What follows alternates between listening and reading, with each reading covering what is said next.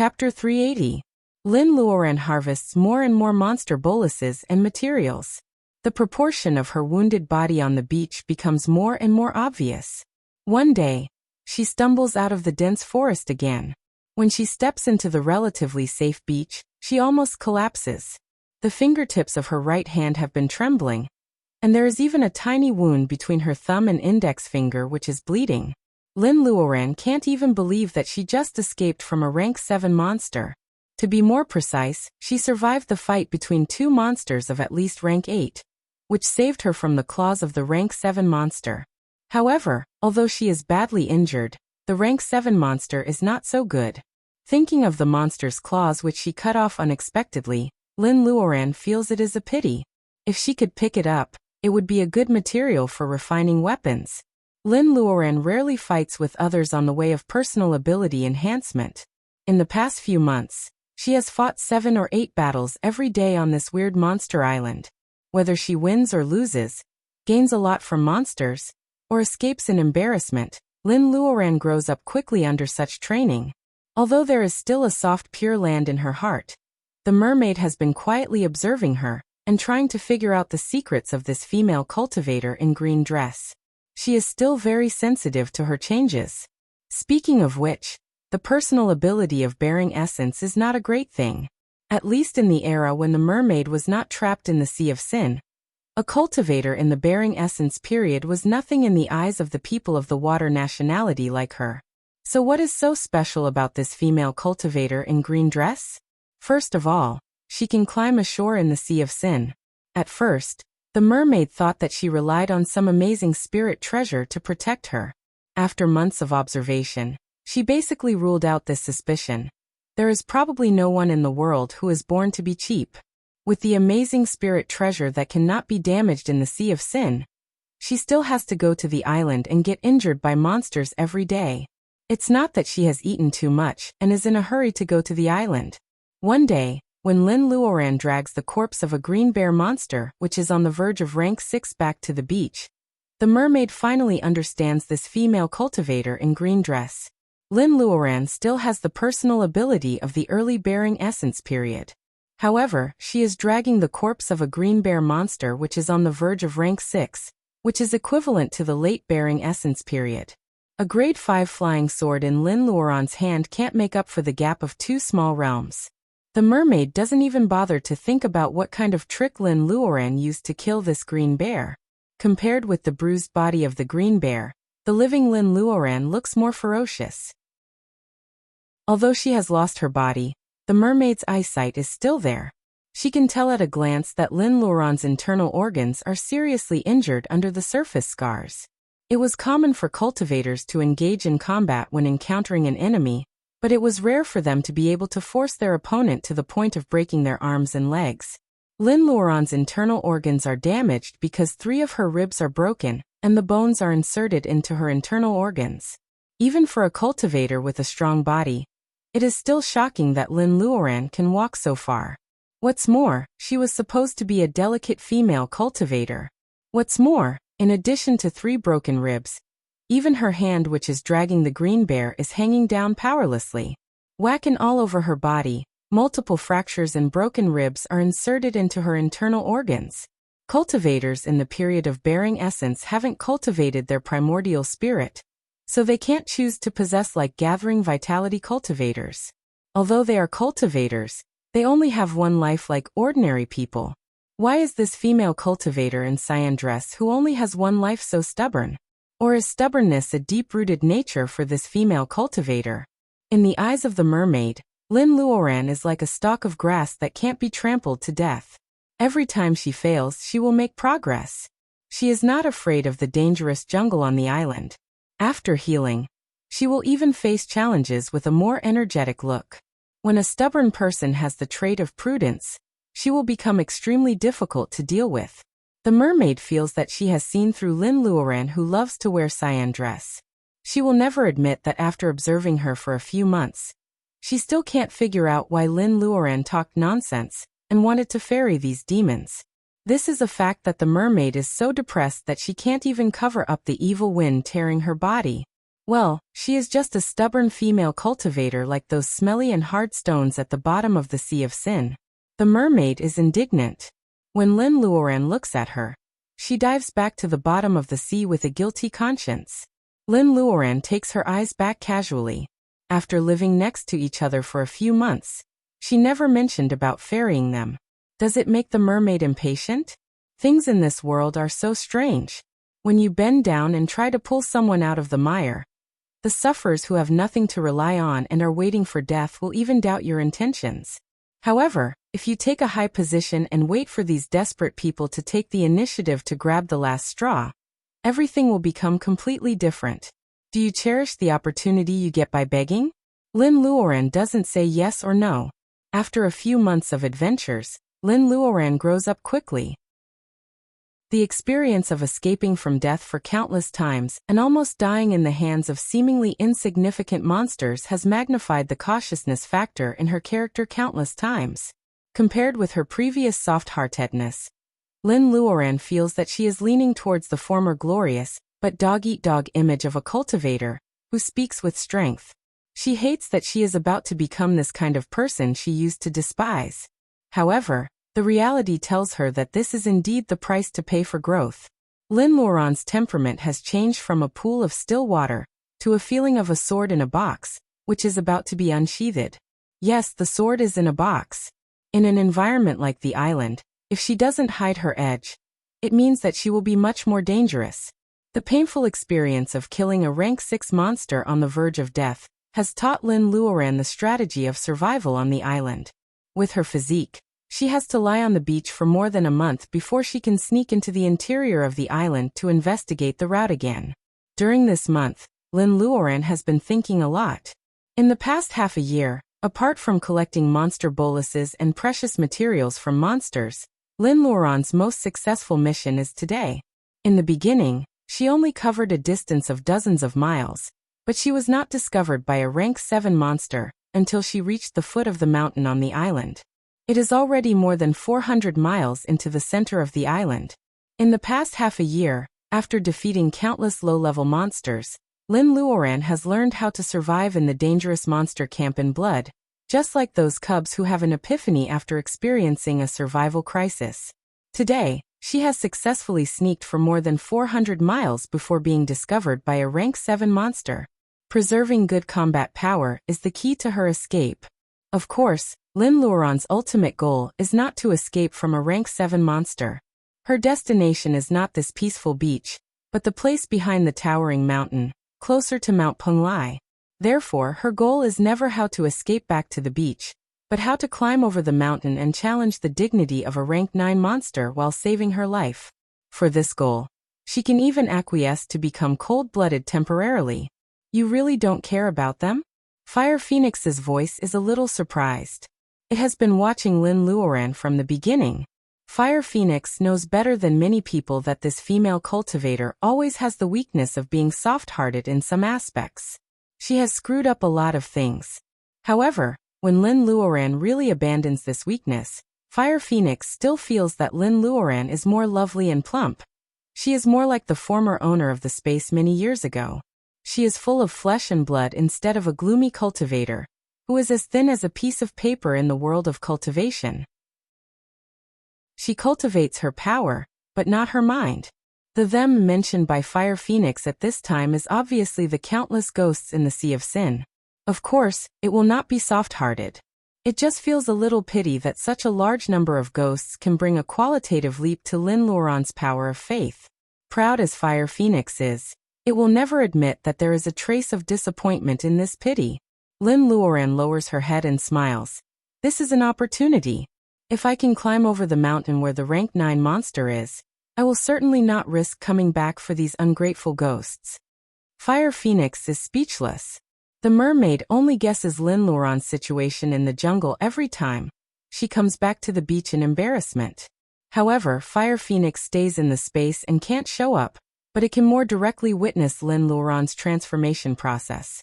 The mermaid hides in the shoal connecting the beach and the Sea of Sin and frowns.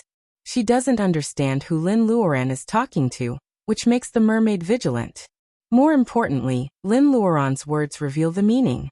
Is this female cultivator in Cyan going to break through the mountain? The mermaid sighs that the young people are overreaching themselves. Meanwhile, she frowns and thinks deeply. If it is impossible for a female cultivator of the bearing essence period to break through the mountain guarded by the rank 9 monster, it is also impossible for ghosts like them to get out of the Sea of Sin.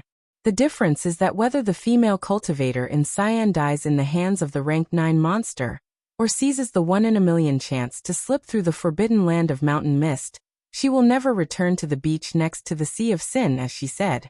Whether Lin Luoran dies in the depths of the island full of monsters, or disappears at the junction of the sky and the horizon, the result is the same for the ghosts in the Sea of Sin. What they lose is obviously an opportunity. It may be the last chance to escape the Sea of Sin.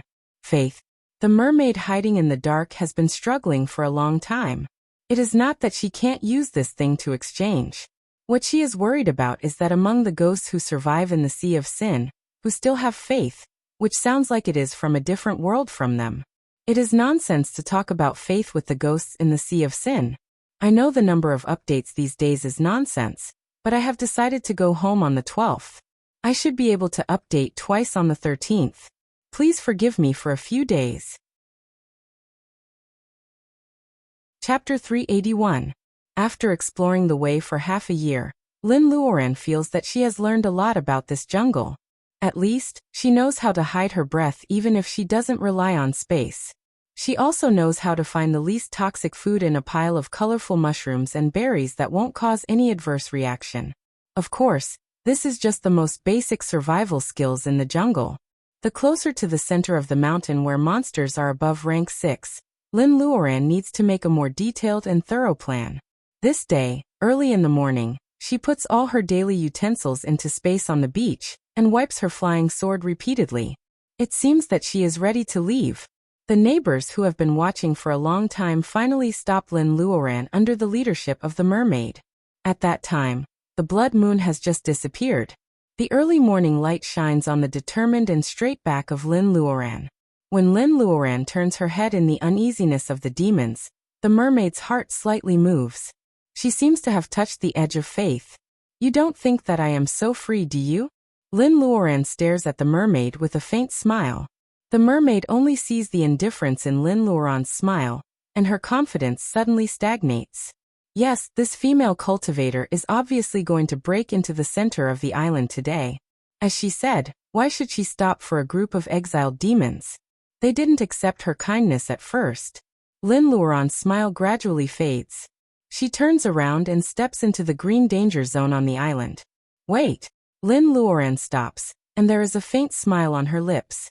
The mermaid struggles for a while and says fiercely, "Besides the damn faith, we will give you something else. Is that okay?" Lin Luoran laughs. "I don't care about the so-called treasures at the bottom of the Sea of Sin." The mermaid doesn't expect that her temptation will fail. The demons start to talk in a low voice. Lin Luoran can't understand these sound waves. She just listens to their discussion quietly with a smile on her face. The mermaid is angry in her heart. However, as the representative chosen by the demons, she can't decide this matter for herself. After hearing the demons' proposal, the mermaid is reluctant, but she has to say the conditions on behalf of them. There is something that may help you cross that mountain. Lin Luoran's eyes light up. This time, she is not pretending to be happy. Sure enough, it is not because the temptation is not good, but the price is not high enough. The mermaid is shameless. This female cultivator still has the despicable temperament of the human race. Wait and see. I will bring that thing with me during the next gust of evil wind. Lin Luoran nods. The evil wind blew, and the black mass of resentful spirits in the shallow water disappeared without a trace. Lin Luoran lowers her head to hide her helpless smile. The fire phoenix screams in her mind. "Hey, you are such a good actress. You almost fooled me." Since Lin Luoran has planned to edify these ghosts from the very beginning, there is no reason for her to give it up after holding back for several months. If she doesn't to do this, they may just watch like this forever. Although Lin Luoran is not sure that she can cross the mountain smoothly, she will not covet the things of these poor demons. The mermaid will believe her if she thinks this way.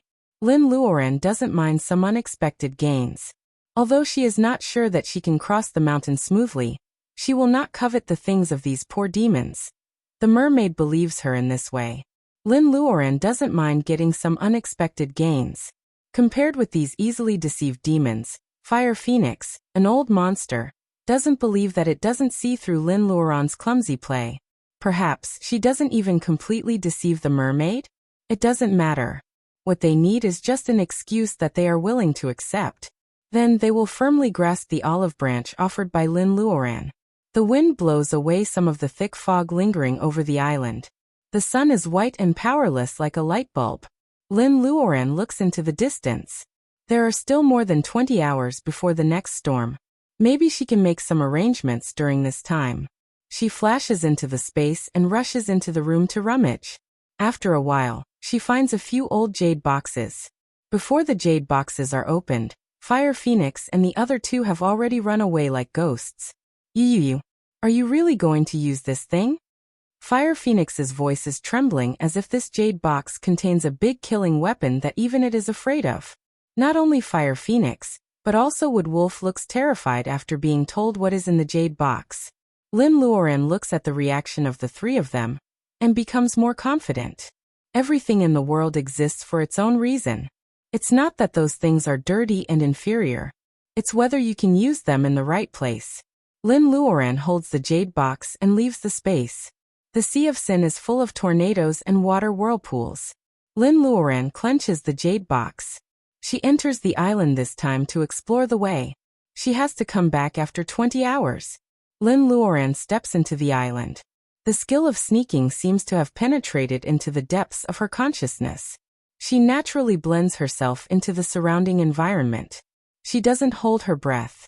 She just adjusts her breathing to the frequency of ancient trees and ferns. At this time, Lin Luoran is like a walking tree. Monsters who like to eat meat are not interested in her. With this trick, Lin Luoran can already deceive monsters below rank 6. She had only walked a few miles when she encountered a gale wolf. This is the most common low-rank monster on the island. It is only a little better than the rabbit of fire at the bottom of the food chain. Most of them will stay at rank 2 monsters for life. A few of them can break through the limit of their bloodline by chance. For example, this one in front of her. According to Lin Luoran's experience in the past 6 months, it is the strongest among the wolves of wind. It is estimated to have reached rank 4. The green hair on its ears has changed color. Lin Luoran suddenly shows up from the shadow of the tree. The wolf of wind finds this piece of fat meat. It jumps over the bushes and pounces on Lin Luoran. Lin Luoran doesn't dodge. When the wolf's claws are about to touch the corner of her clothes, she holds her breath and opens the jade box in her hand. The body of the wolf of wind is still in the air. Its face is distorted. Then its whole body stiffens and it falls into the bushes. The blast wind wolf didn't care about the thorns piercing its paws. It could be considered to have fled after it snapped back to its senses. Lin Luoran holds her breath and stares at the jade box in her hand. This thing is really a killer.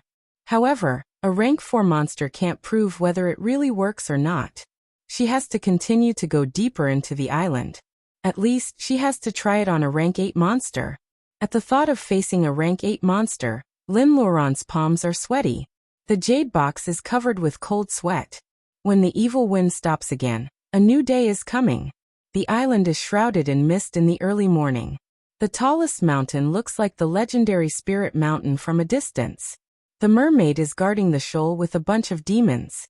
There is no figure of Lin Luoran on the beach. The mermaid looks a little embarrassed. Demons in the Sea of Sin can only be free of torture for half an hour a day. If they miss today's half an hour, she and these demons have to wait until tomorrow again. Time passes by. The mist has not dispersed yet. When the demons almost think they have been fooled, a familiar cyan dress appears on the edge of the jungle. At that moment, they even have the feeling of tears. Of course, demons don't even have a body, let alone tears. However, is the feeling surging in their chest just the joy of not being deceived? Seeing the blue-clothed female cultivator rush back in such a distressed state, the resentful spirits had already unknowingly planted a seed in their hearts. As long as the follow-up is right, It will germinate and bloom at the right time. The emotion will turn into emotion, and then sublimate into the fruit called faith. The mermaid slightly bends her fingers. A white light flies up from the sea of sin, and falls to the ground. It is the bone boat that Lin Luoran was knocked down by the waves. Looking at its jade-like appearance, it seems that it has not been destroyed by the seawater of the Sea of Sin. Lin Luoran puts away the bone boat. Is this what you said can help me cross the territory of the rank 9 monster? Although Lin Luoran is grateful to them for protecting the bone boat, this is just returning it to its original owner. With this bone boat, Lin Luoran really can't think of a way to cross the territory of the rank 9 monster. The mermaid grits her teeth and gives a piece of blue jade to Lin Luoran. A huge amount of water Reiki rises from the blue jade. Lin Luoran feels the same breath as the blue pearl mermaid's tears. This is a treasure related to the mermaid. If you throw this jade to the monster, it should be able to buy some time. Whether you can escape or not depends on you. Lin Luoran is not pretentious. She puts away the blue jade, and thanks her very sincerely. The mermaid sneers. I just hope you keep your word. Lin Luoran nods. It will take about 9 days. Don't worry.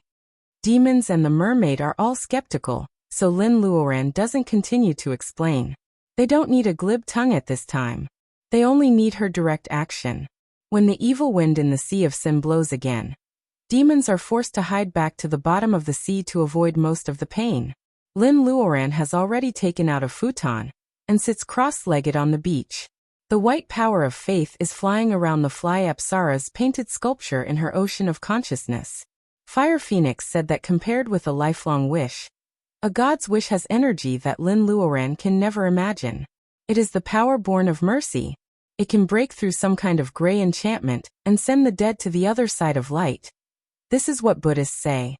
Lin Luoran has to help them cross the river in her own way. The hot sun can never shine on the cold Sea of Sin. Demons hide on the bottom of the sea, enduring the soul-tearing pain while waiting for the female cultivator in green dress to do something.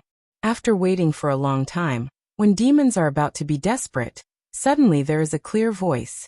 It passes through the dark sea and illuminates the dark bottom of the sea for the first time. A female voice is repeatedly reciting a paragraph of half-written scripture, which soothes their hostile souls. Ashes to ashes, dust to dust, soul to soul. However, thou needest not feel pain and sorrow. Death is the cycle of life without any concealment, hypocrisy, and darkness. I am not the Hutu and I have no vow to incarnate into the 6 realms. I only look forward to you devoutly with a mortal heart, so that you will not disappear and degenerate. The Tao has never looked down on others, for it is primordial chaos. Looking down from above, there is even less need to look down on others. The higher does not exist to abandon the lower. Instead, it exists to protect and guide others. It is to let you know that you are the seeds of eternity. I will be your parent, and guide you onto the path of righteousness. Before that, I am willing to protect you for all eternity. This wish is my great journey. My Taoist name is Mortal Heart. At this moment, I only make a great wish for you. The dead should be reborn because of the evil in life.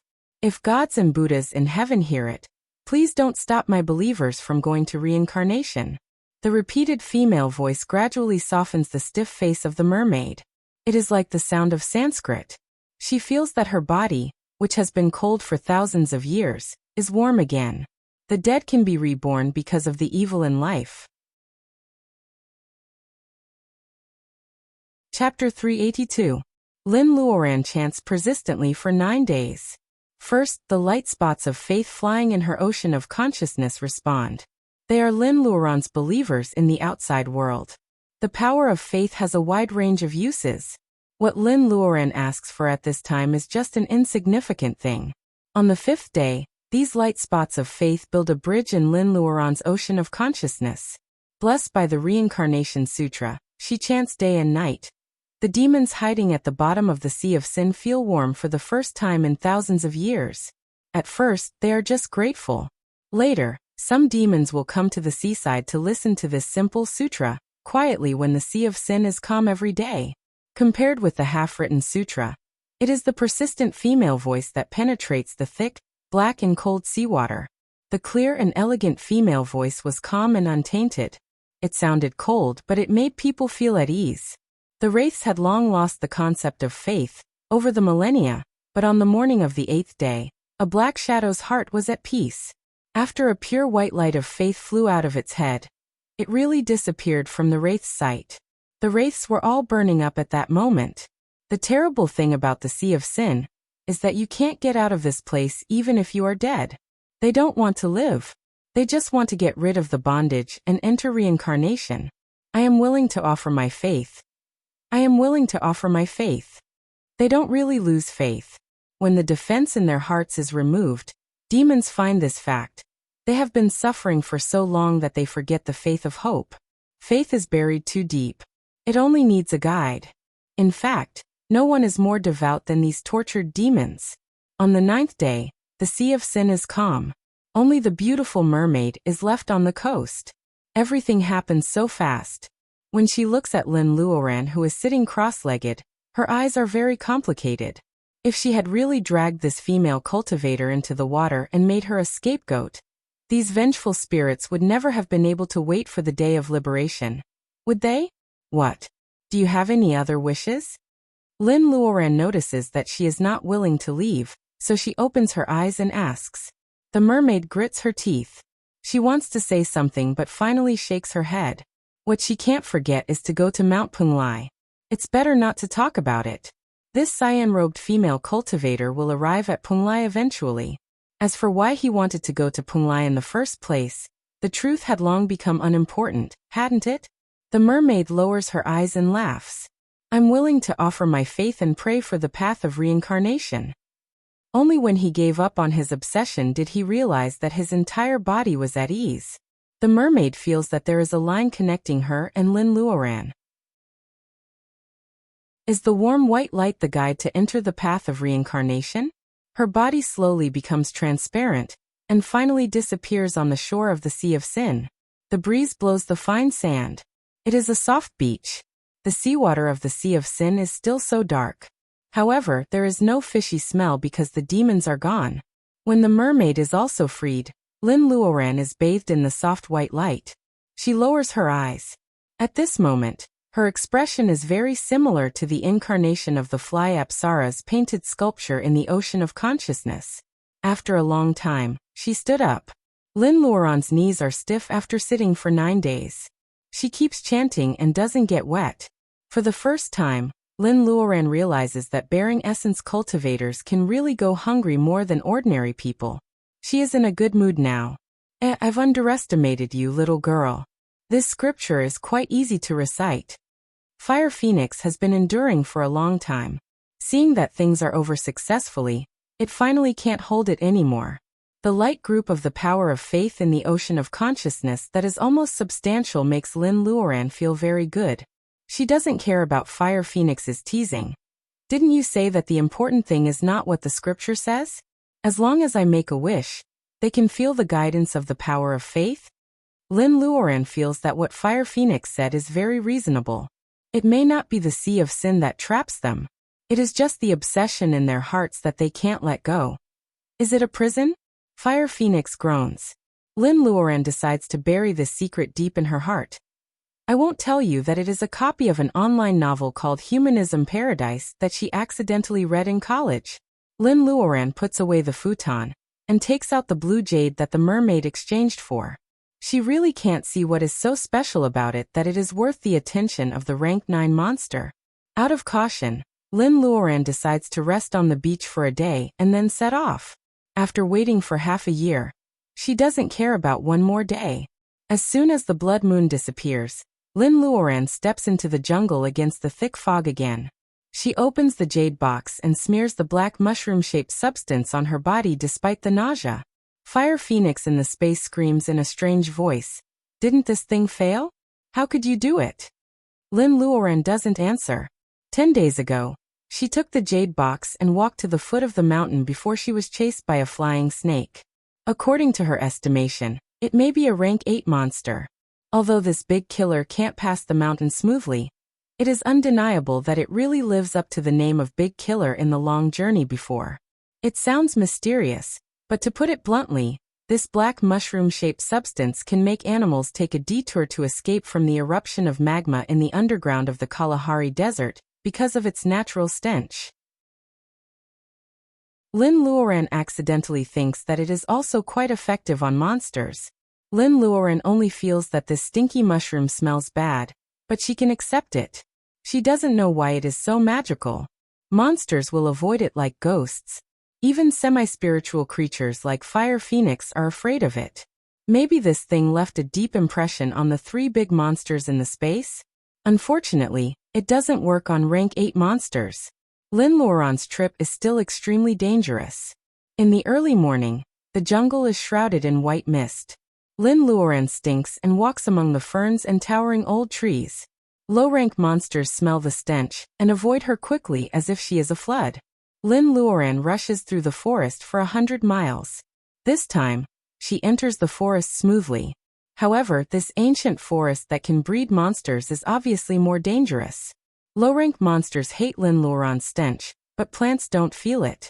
A thick brown vine under Lin Luoran's feet makes something in the towering tree move. She continues to move forward. The thick vines hanging upside down between the branches come to life and entangle her like snakes.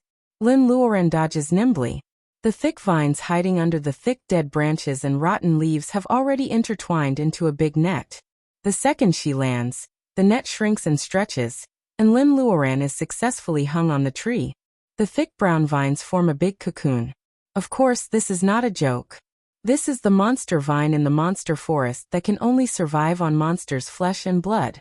If the monsters entangled by it have no way to escape, they will be turned into a pool of blood by the liquid secreted by the surface of the brown thick vines within a quarter of an hour.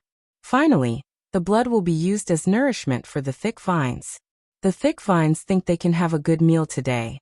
However, after dozens of seconds, they all shrink back unwillingly.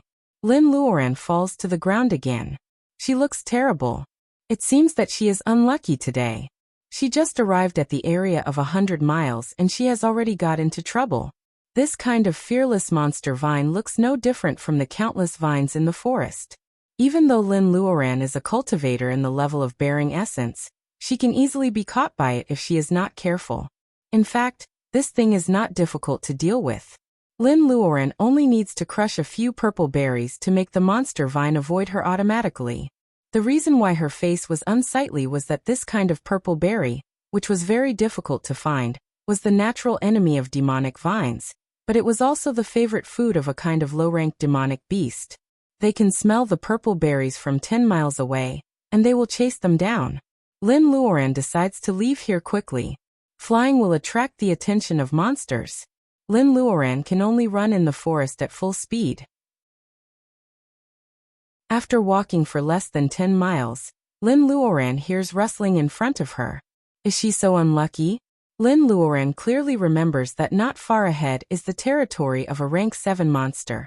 If she makes a noise here, the effect of the stinky mushroom may disappear. Low-rank monsters are not terrible.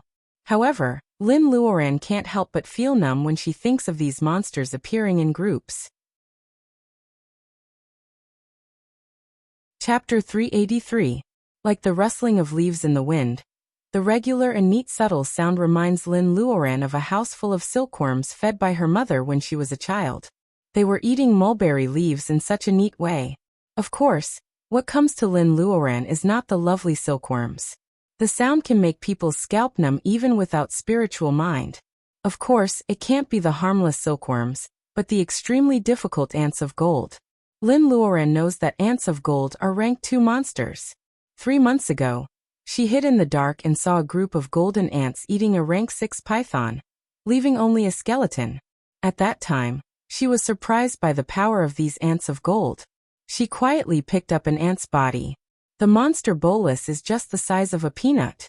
Judging by its Reiki, she can tell it is a rank 2 monster.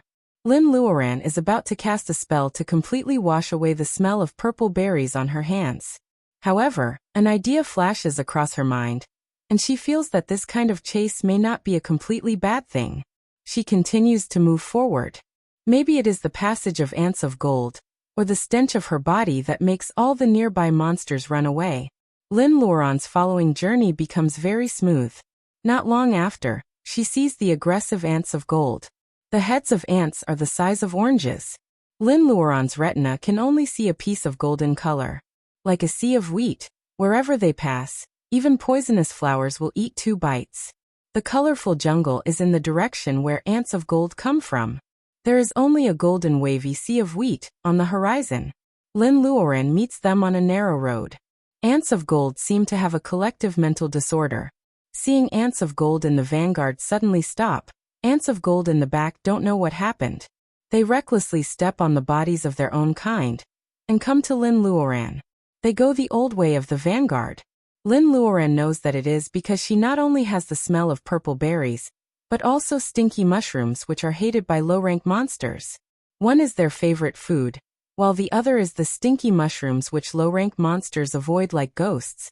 Lin Luoran can understand the contradiction of the ant army.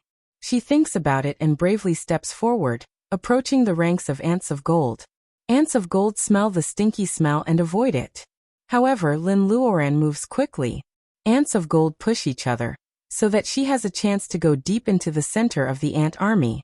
When the ants of gold sorted out the team again, an extremely strange scene appeared. Lin Luoran is standing in the center of the ant colony. Within a radius of 5 meters around her, there is a hollow open space. Ants of gold form a circle around her. They dare not go forward but are reluctant to leave. Some ants of gold are not willing to give up. They try to spray formic acid on Lin. Seeing this, Lin Luoran sets up a protective cover. Looking at the saliva-like formic acid, Lin Luoran is relieved that it only falls 2 meters away from her. Even though the formic acid withered all the grass in an instant, Lin Luoran is still relieved. 5 meters was a good distance. Since that was the case, she didn't need to change her original intention and waste her spiritual power. Ants of gold are certainly not stupid. Some ants have begun to stack on top of each other, trying to stand a little higher to deal with Lin Luoran, the enemy who makes them feel contradictory. Lin Luoran will not stand there and wait for them to pile up into a human arhut, so that she can shoot them further. She moved. As soon as Lin Luoran left, the ants of gold also left. The mighty ant colony of gold actually became her free bodyguard. Wherever they go, birds and beasts are rarely seen. For the first time, Lin Luoran feels proud on this island full of monsters. Is this a kind of fox assuming the tiger's might? Lin Luoran decides not to think about this issue about her face. It is noon now. The thick fog over the island has dissipated. Lin Luoran looks into the distance and sees the outline of the mountains in the distance. In the depths of the white clouds, there is a rank 9 monster. No divinization cultivator has been seen in this world for at least 2,000 years. Only this space of different dimensions connected to Mount Penglai has been left. No one knows when this strange island next to the Sea of Sin has been left. It is simply a paradise for monsters. Thinking that she will face a monster with the personal ability of divinization, Lin Luoran's mood inevitably fluctuates even with her current state of mind. People say Spirit Mountain is good, but who knows the dangers inside? However, is there really only danger? If she didn't come here, Lin Luoran would never have thought that she would have the opportunity to see what she has experienced in front of her. Monster bolus and various materials are not important. Just like a sentence often mentioned in some intellectual abstracts, compared with the ending, the process is the most important. Whether it is the Sea of Sin or the monster forest, this process is very important for Lin Luoran. As the night falls, the monster forest is in a state of panic again.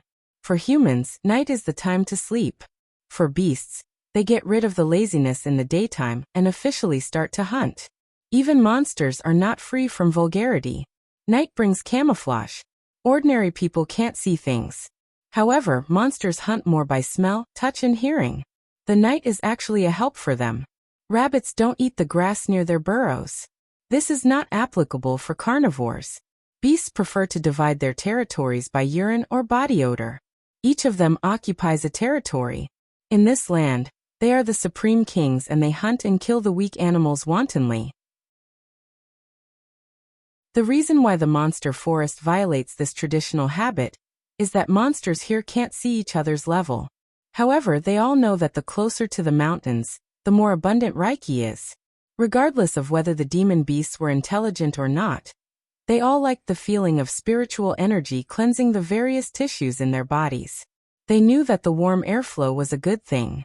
In order to get closer to the mountain range, the demon beasts had always been fighting with each other.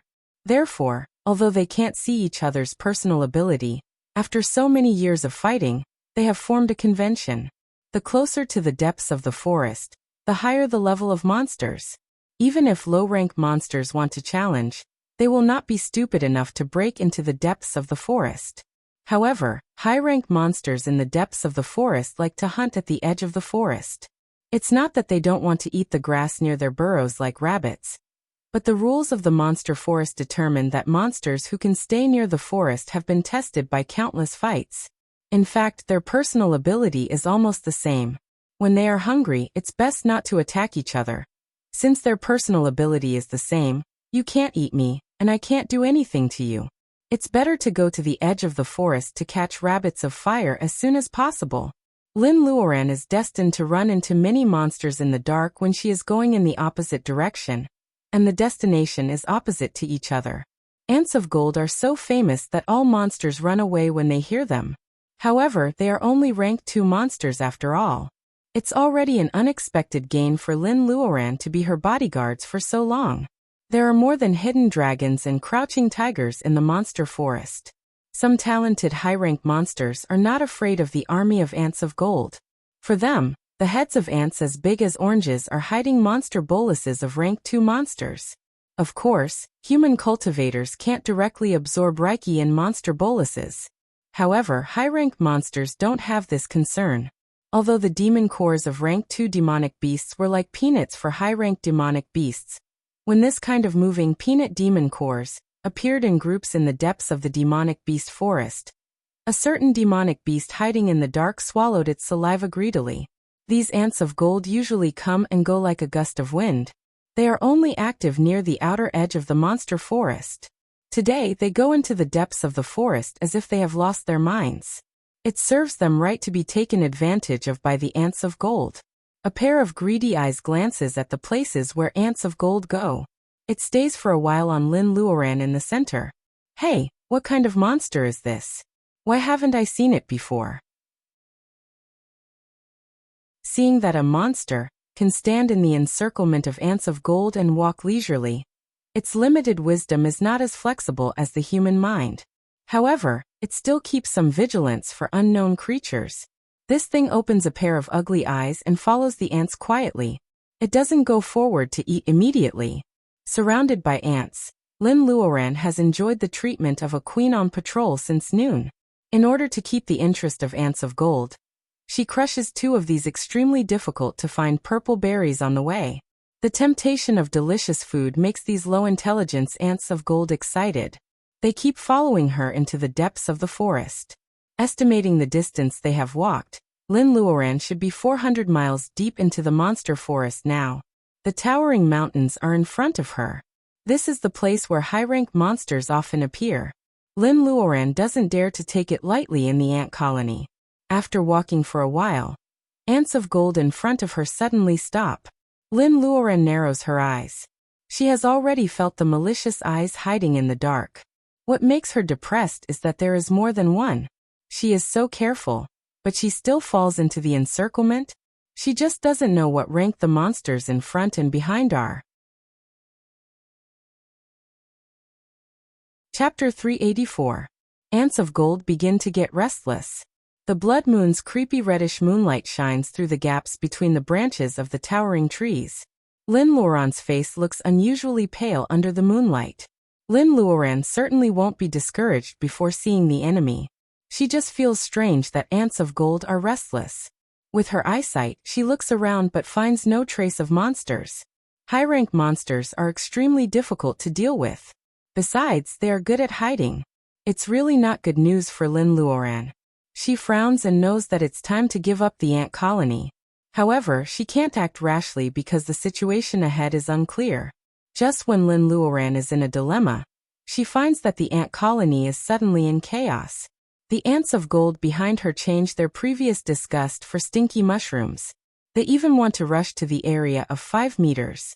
Lin Luoran hurriedly props up a protective cover. It happens suddenly. Even if she responds quickly, her body is stained by the splashing formic acid. The pain on her wrist is excruciating. She lowers her head in a hurry. There are a few small holes corroded by formic acid on her jade-like wrist. Bright red flesh is exposed. She has been injured countless times in the past 6 months.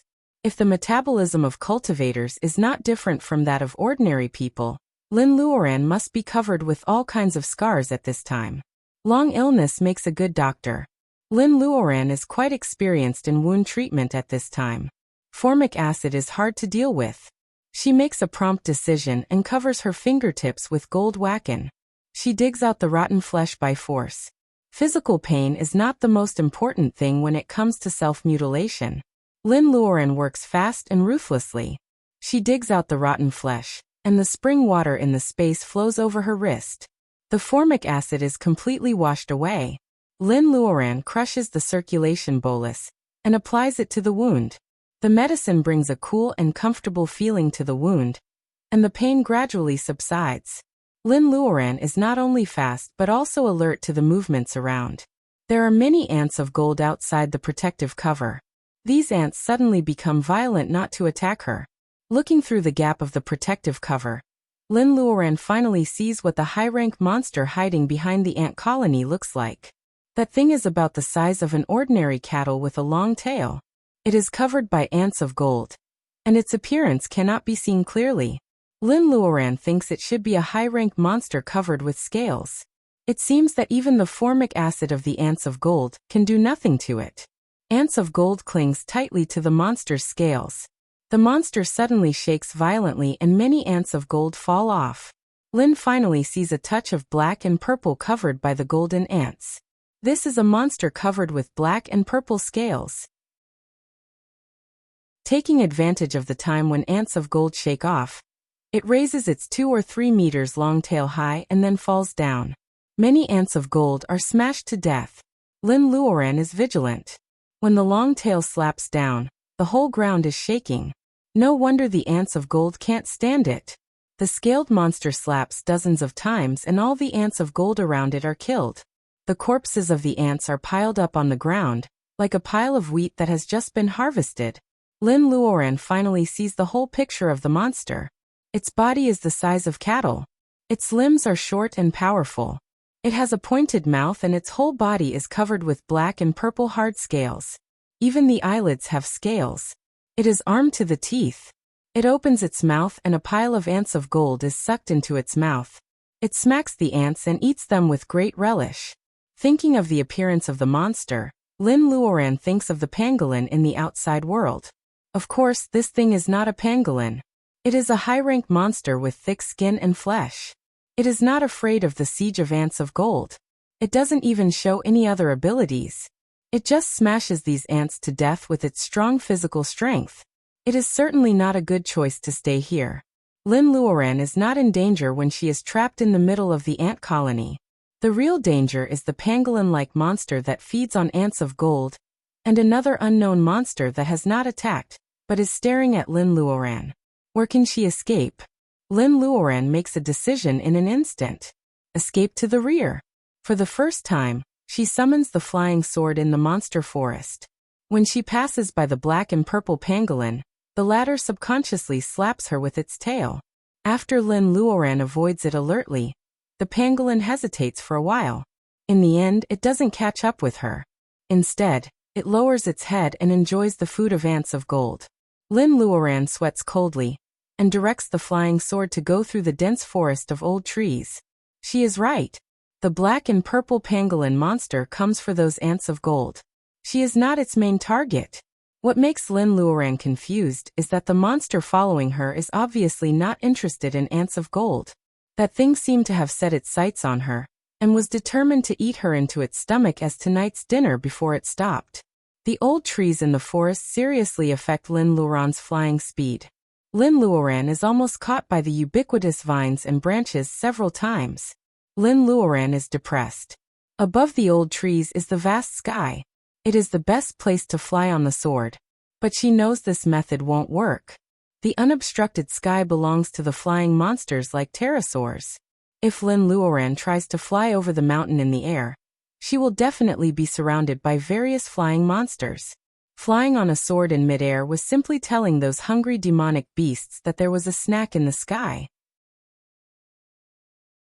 Everyone, hurry up and come and snatch it. Lin Luoran has been flying in the opposite direction. She is getting farther and farther away from the mountain she dreams of. Although she is tall, she is still at an advantage compared to most of the huge demon beasts. After fleeing in the dense forest branches for a while, she clearly feels that the scorching feeling of the eyes locked on her behind her has weakened a little. The latter seems to have been dragged away by her. Lin Luoran smiles faintly when she sees a piece of red flowers blooming brightly under the pale red moonlight, and a big tree without a top lying in front of her. She thinks she has found a way to get rid of the pursuer. Fortune comes from danger. This method is excellent. However, it is easy to get herself into trouble if she is not careful. She needs to make a good plan. Looking at the red flowers and the bald tree, Lin Luoran soon comes up with an idea. Lin Luoran takes advantage of the fact that the pursuers won't catch up for a while. Lin Luoran slashes the dazzling sea of flowers with her sword, and releases a few more fireballs. The firelight is very conspicuous in such a dark night. Lin Luoran has heard something in front of her. Lin Luoran leans against the bald tree and escapes into the space. Without the support of any external force, the bead fell on one of the branches. Compared to the light of the fire, this little bit of brilliance was really insignificant. The fire phoenix and the others shout to express their rudeness. Lin Luoran looks at the wound on her wrist that has stopped bleeding, and begins to scab. She doesn't even raise her head. Do the three of you have a better way? The three powerful people in the past, who can only hide in the space and point out what to do today, all shut up. They are embarrassed by Lin Luoran's rhetorical question. Leaving the bead between the branches, Lin Luoran hides in the space. This method is certainly very risky. If the bead is accidentally swallowed by the monster, it will be really troublesome. But this time, Lin Luoran is still a bit confident. She checks the wound and realizes that the life in the jungle today has made her very thirsty. The stench on her body has faded a lot. This is no longer the territory of low-rank monsters, so the effect of stinky mushroom is very small. Lin Luoran returns to her room on the second floor of the cabin. She quickly takes a shower and changes clothes. It has only been 8 minutes since she entered the space. She takes a small jar of monkey wine down and gulps it down. She feels that the burning feeling in her throat disappears and the fatigue of the day is washed away by the warm spirit wine. Lin Luoran takes a drink. 10 minutes. The two should be fighting fiercely, right? It's time for her to go out and have a look. A human figure suddenly appears between the branches. The two monsters, whose eyes are red with killing, don't pay much attention to it. Lin Luoran hides behind the tree and looks forward. One is a centipede with 100 feet, and the other is a weird monster that looks like a cockroach magnified countless times. Lin Luoran only takes a glance, and it seems that everything is going according to her plan. She knows that she can't be greedy at this time. The materials of high-rank monsters are very rare, but she needs to be alive to get them. Whether the centipede or the cockroach wins, she can't escape. This is the best time for her to escape. Lin Luoran jumps down from the branch and continues to sneak into the depths of the forest. The cockroach-like monster seems to have high intelligence. It is angry that Lin Luoran uses a trap to trap it. Seeing Lin Luoran disappearing in the dense forest in the blink of an eye, it wants to chase after her. However, the centipede is also very difficult to deal with, and it can't get away. Lin Luoran rushes all the way. It is about 11 or 12 o'clock in the evening. The high-rank monsters in the depths of the forest go to the edge to look for food. This is the best time for her to reach the mountain. There are countless trees and exotic flowers in the forest. They quickly pass by Lin Luoran's vision. She is finally close to the place where Ant of Gold stayed. Not to mention other dangers, she should get rid of the cockroach-like monster that has been chasing her all the way here, right? The previous plan could really be counted as a million coincidences. The centipede is the rank 7 monster that Lin Luoran fought fiercely a few days ago. At that time, She stepped on the cluster of red flowers accompanying the centipede, which led the centipede to fight with her desperately. Although she cut off a few feet of the centipede with the help of the flying sword, it didn't help much in the overall battle situation. If it weren't for the two rank 8 monsters fighting nearby at that time, Lin Luoran wouldn't have been able to escape at all last time. She cut off the red flowers and hid in the space. The centipede was startled, and the cockroach-like monster followed closely. It was the only one around, so the centipede naturally thought it was the real murderer. Everything is interconnected. The rank 7 monster that almost killed her last time happened to help her stop the pursuers this time. Things in this world are really coincidental. Lin Luoran's mind is also restless during the fast running. She has been extremely stable all the way. When there is a hazy light in the sky again, she is already standing under the high mountains. These months of effort are just to get close to here and cross the mountains. Lin Luoran has no time to care about all kinds of feelings at this time. The dawn is coming, which means that the hunting monsters will come back at any time. She has to avoid the limelight for a while. Chapter 385. This is a rubber tree. As the name suggests, it looks like a rubber tree. However, the transparent glue is definitely more powerful than rubber. Lin Luoran infuses Wacken into the flying sword. The bright sword is extremely sharp. Lin Luoran jumps to the top of the tree and cuts off some dead branches. She moves the leftovers into the space and starts to dig a hole in the center of the tree from top to bottom. The flying sword is covered by the sticky liquid. Lin Luoran doesn't care about the disgust. Seeing that the hole is big enough, she pinches her nose and jumps in.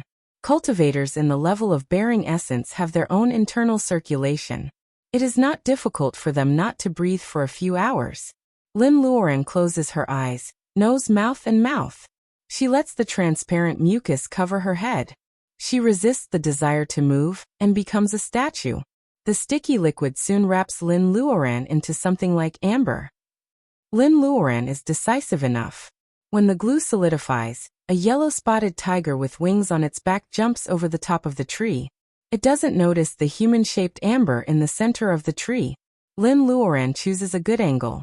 Looking down from the top of the tree, people can only see the top of her black head. No monster will be interested in a rubber tree, even if the tree seems to be missing some branches. The hunting monsters come back one after another. The sun is rising. Lin Luoran doesn't think the scorching sunlight above her head is powerful, but the temperature of the sunlight is real. Having just experienced a night of hunting, both hard work and satisfaction were present at the same time. At noon, the high-level demonic beasts were all hiding in their territories, lazily taking a nap. When the sun rose, the solidified amber actually showed signs of melting. When the sun rose, the solidified transparent amber completely melted into a semi-viscous state. The semi-sticky liquid in the center of the tree moves. Lin Luoran comes out of the tree with her whole body wet.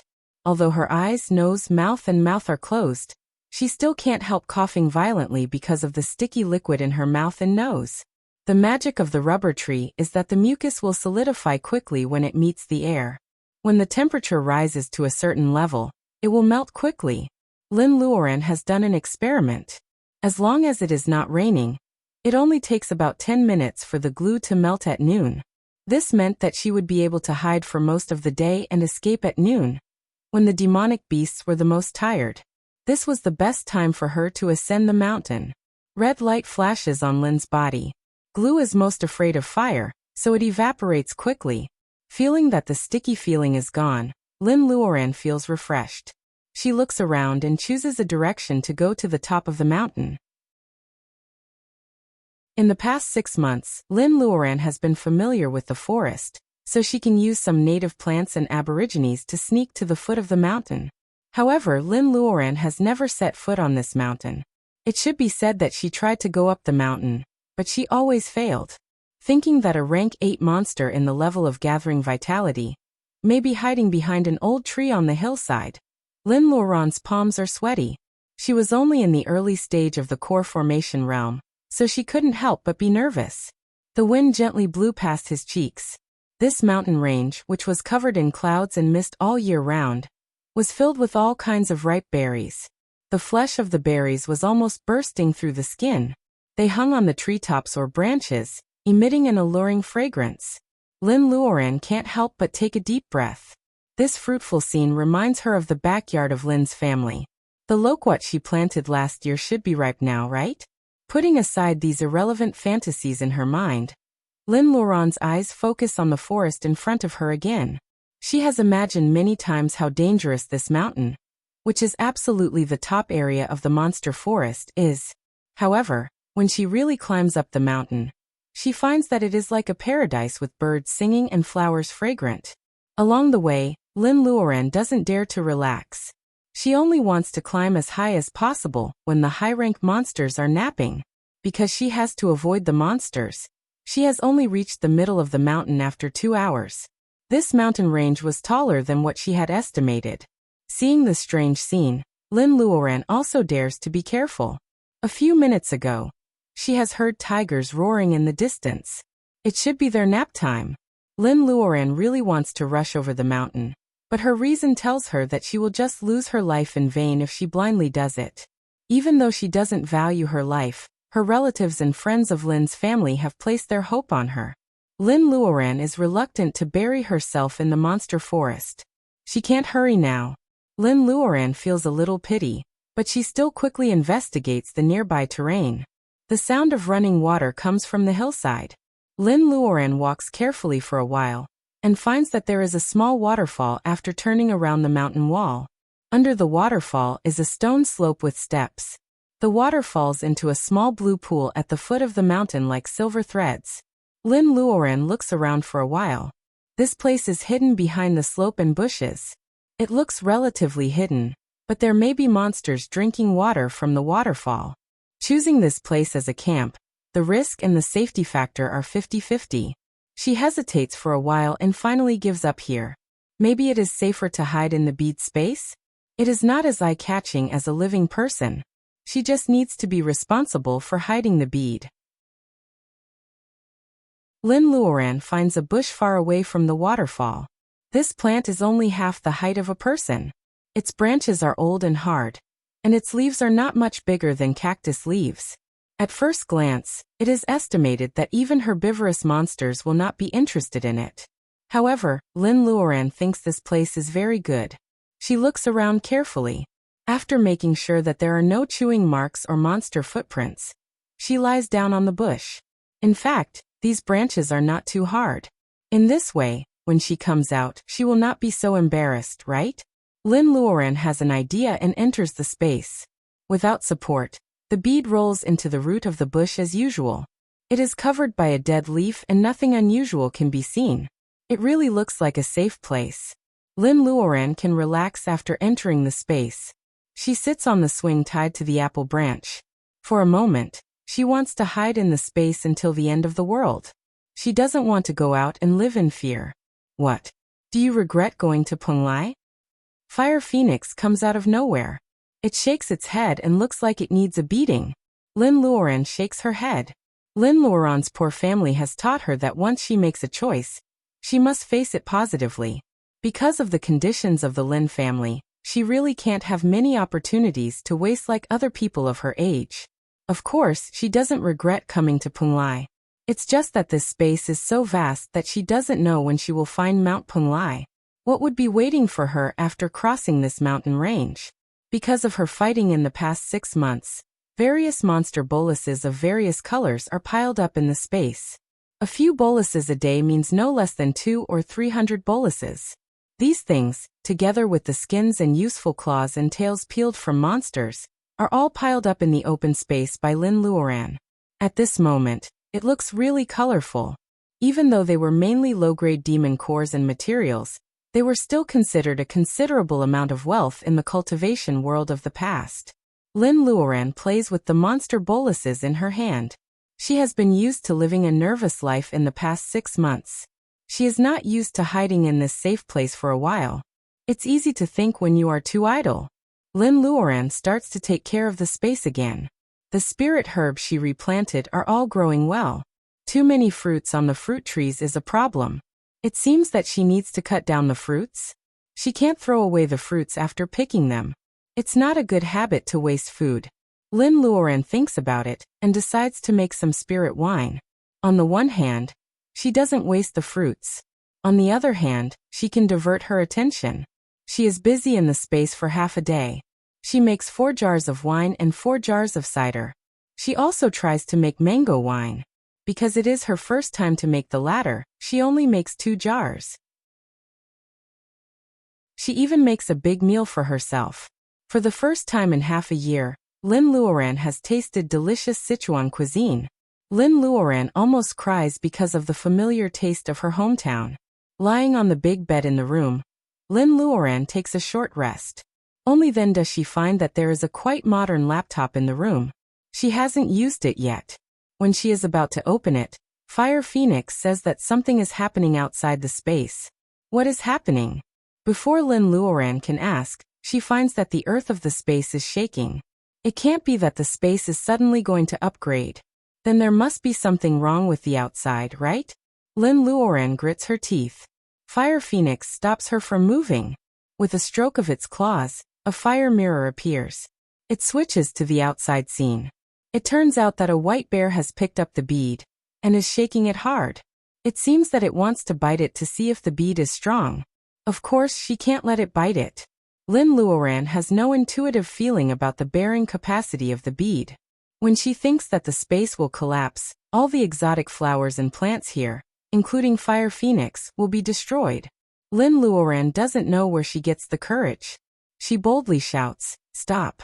It doesn't matter whether she stops or not. What matters is that Lin Luoran's voice really comes out with the help of Fire Phoenix. Rank 8. Fire Phoenix whispers in her ear. Chapter 386. Human Race. The white bear is obviously surprised to hear someone talking in a bead. It raises the bead high and looks at it against the moonlight, trying to see through the mystery inside. Under the reddish moonlight, the bead has its own hazy light. Unfortunately, the white bear can't see the inside of the bead. In the space, Lin Luoran is stunned. She has seen countless monsters in the past 6 months, but she has never met one that can talk. She really forgets that some monsters can talk even if they haven't transformed into monster cultivators. Just like the old monkey in the secret land of Bermuda, its personal ability is so low. However, it is actually no different from human beings in both doing things and talking. Can this rank 8 white bear speak human language? Lin Luoran seems to have strength in her hands and feet again. No matter when it can communicate, it means it may be possible. She is just a little cultivator of bearing essence. It is impossible for her to defeat the rank 8 monster. However, what if they can communicate? Lin Luoran doesn't know whether the situation will be different. If it squeezes hard again, she will be helpless if the quality of the bead is not up to standard, and it really breaks. The white bear looks around, but it doesn't find the mystery of the bead. Its seemingly simple and honest face has a trace of slyness. Human race in the bead, if you don't come out, I will smash this damn bead. After a while, a female voice comes. Lord Bear, is this your name? Oh, it is the same voice as before. It is indeed a human race. Only those humans are so particular and have names. The white bear replies in a muffled voice. Come out and talk. The white bear is not used to talking in the space. Lin Luoran also feels it is a waste of Fire Phoenix's ability. Go out and talk. According to the monster's words, it hasn't shouted to kill her yet. Lin Luoran is not sure if this is the monster's disguise. Her personal ability is too low and their strength is not equal. The secret of the bead space is about to be exposed. Lin Luoran really can't stay in the space any longer. Put the bead on the ground first and step back. I will come out soon. Lin Luoran tries to negotiate with the white bear. She feels uneasy. The rank 8 white bear monster seems to be curious about her hiding in the bead. After thinking for a while, it puts the bead under the tree as Lin Luoran asks. It steps back and waits for Lin Luoran to come out with its arms crossed.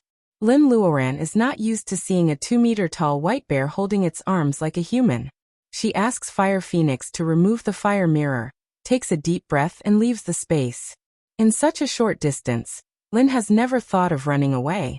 The white bear looks clumsy. According to the classification of strength, rank 8 monsters should be above the middle period of gathering vitality. Lin Luoran is just at the early period of bearing essence.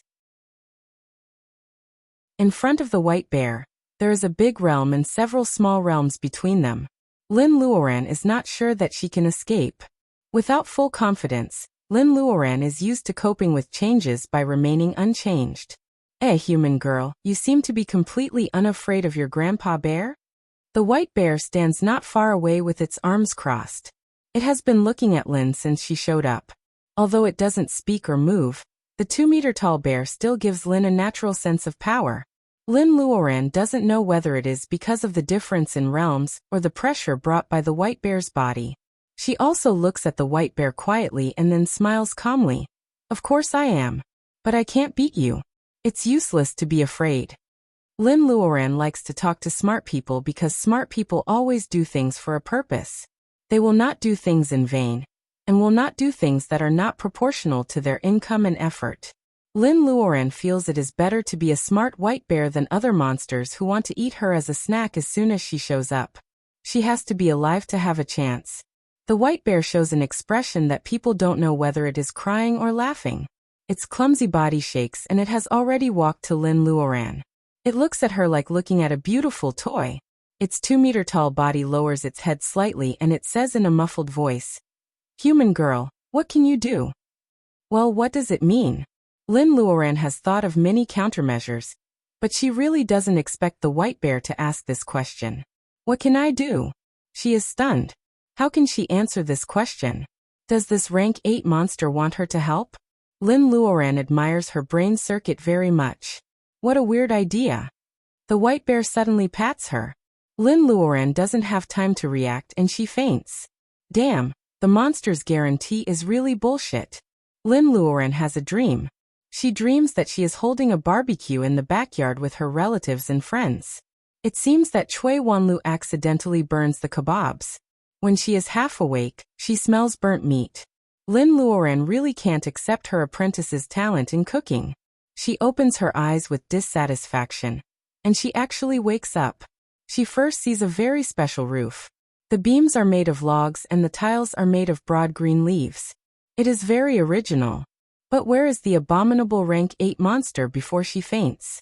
Thinking of this, Lin Luoran suddenly wakes up and sits up. What she sees is a wooden house of 70 or 80 square meters. The ground is covered with flat planks and the place where Lin Luoran lies is covered with the fur of an unknown monster. In addition, there is only a bare house with no other furnishings. The smell of burnt meat comes from the outside. It turns out that she is not dreaming. Lin Luoran rubs her neck, stands up and walks out. This is a stream in the mountain. The white bear has set up a fire outside the wooden house. A deer-like monster is skewered on a wooden stick. It has been roasted into a half-charred state. The rank 8 white bear with the cultivation of nascent soul is now standing around the fire and can't do anything about it. It looks up and sees Lin Luoran coming out. It grabs her wrist fiercely. Do you know how to barbecue, human girl? Lin Luoran has lived for so many years, but she is often called a girl in front of these old monsters who have lived for so many years. Does the white bear catch her for barbecue? Lin Luoran glances at the scorched object above the fire. She feels funny and relaxed. Of course I know how to barbecue. But the ingredient can't be used anymore. The white bear stares at her. The ingredient is easy to deal with. If you run around, other old things may not be as nice as me. Lin Luoran nods. She doesn't intend to challenge the authority of the rank 8 monster. If there is no danger, she certainly doesn't mind making friends with this white bear. The white bear disappears in the dense forest. When it reappears, it is already dawn. Lin Luoran sees it dragging a wolf of wind and a few rabbits of fire, hanging on its arm back to the open space in front of the wooden house. Lin Luoran consciously understands her identity at the moment. As the saying goes, if you want to capture a man's heart, you have to capture his stomach. Lin Luoran's good cooking can also be used to save her life at this time. If she wants to survive under the claws of the rank 8 monster, she has to capture its stomach first. Lin Luoran drags the wolf of wind to the stream and cuts its intestines open. Her actions are swift and she is totally like a qualified cook's one-stop service. Ordinary wolf meat is slightly coarser than dog meat. Lin Luoran finds a clean bluestone and loosens all the thick muscle fibers with her hidden strength. Then she stuffs all kinds of spices and orange peel into the stomach of the wolf of wind. The white bear looks very curious. It asks Lin Luoran what kind of spices she uses from time to time. Lin Luoran feels it is difficult to explain to a monster. For example, the reason why she can't put too much fennel. Well, as for how much to put, Lin Luoran always cooks based on her feelings. Does she have to teach a monster about grams? She'd better be bold enough to say that if she wants to eat the barbecue, the white bear can't make any comments. In just a few seconds, Lin Luoran almost can't hold the stick in her hand because of the white bear's stare. This is the invisible coercion of a high realm. Lin Luoran doesn't flinch under the pressure. She fights for the privilege of making barbecue quietly. The fire is blazing.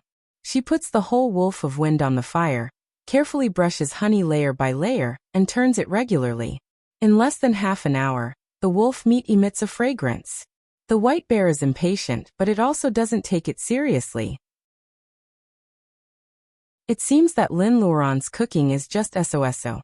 Lin Luoran doesn't explain, and continues to roast the wolf meat.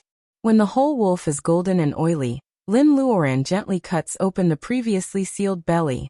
The smell of dozens of spices intertwined with each other makes the white bear more tempted than seeing a pile of Reiki materials. Lin Luoran only sees a shadow and the roasted wolf is gone. Soon there is only a pile of bones on the ground. The white bear leans against the wall of the cabin and burps. Human race. What else can you do? Lin Luoran frowns at first.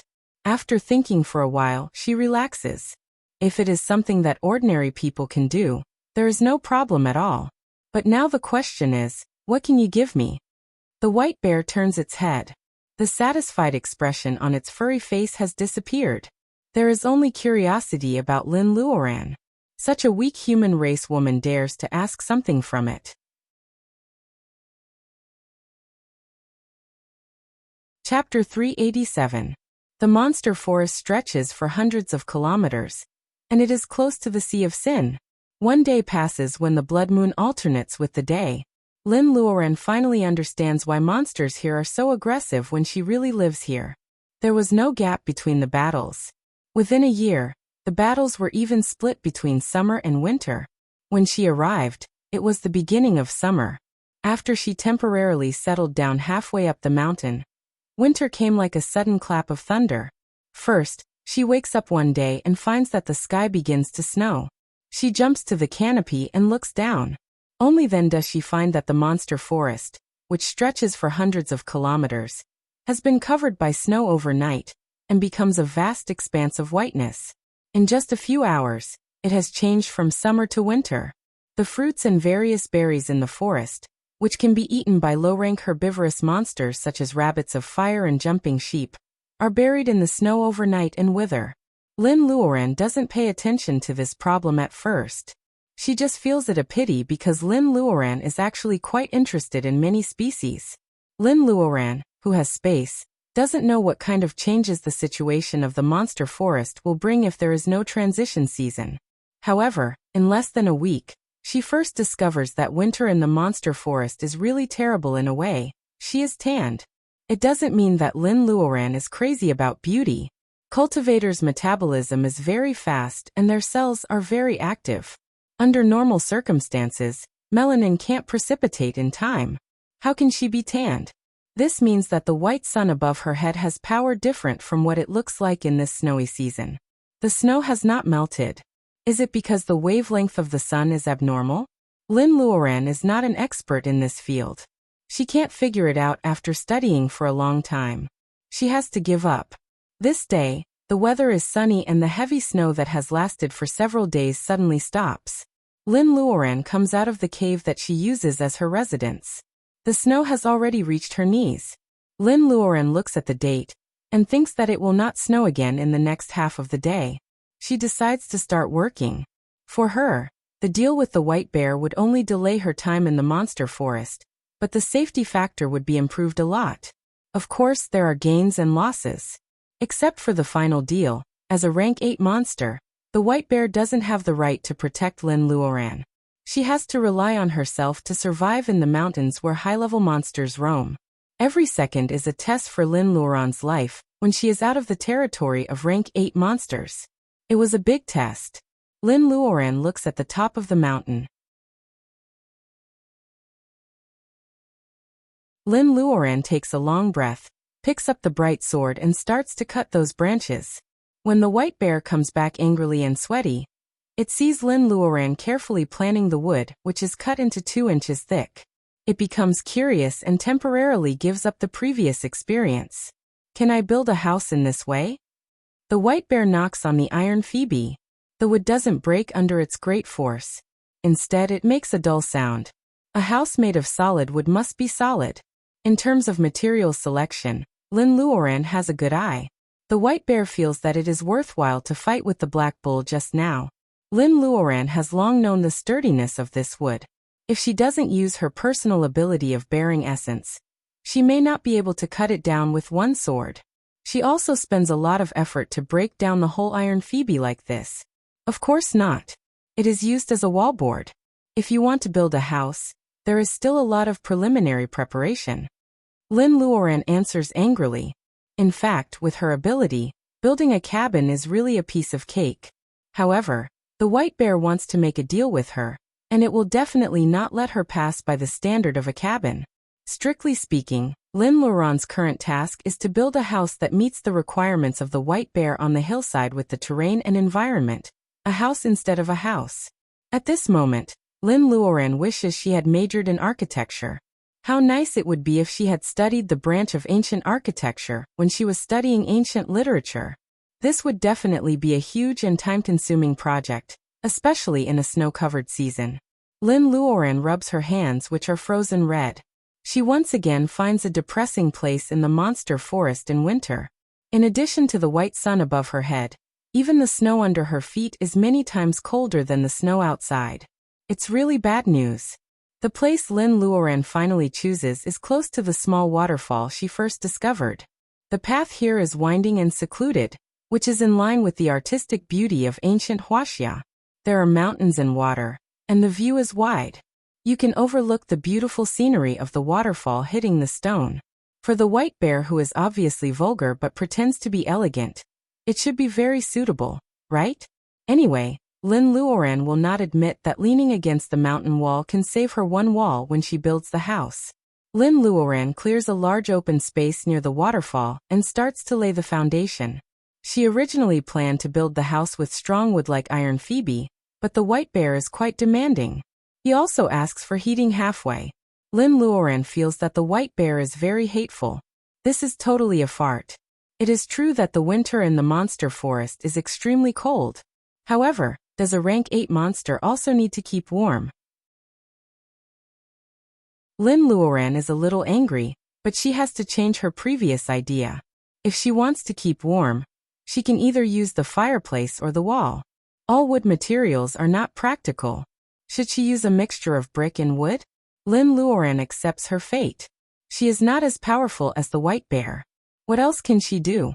She has to give in. She changes the design drawing and changes the original intention. Lin Luoran has no experience. With the help of spells and flying swords, it takes her a week to lay the foundation and lay the drainage system. Lin Luoran doesn't have any experience. Chapter 388. It's the first night watch. Today it's the third night watch. After being covered by snow for a long time, the soil has become a hard frozen soil layer to a large extent. It is impossible to dig with ordinary tools, let alone find sticky soil for making bricks. Lin Luoran walks through the snow-covered mountain forest.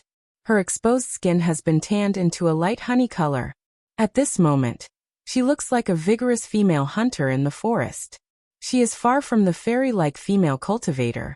To be more precise, she is a female architect. Lin Luoran curls her lips.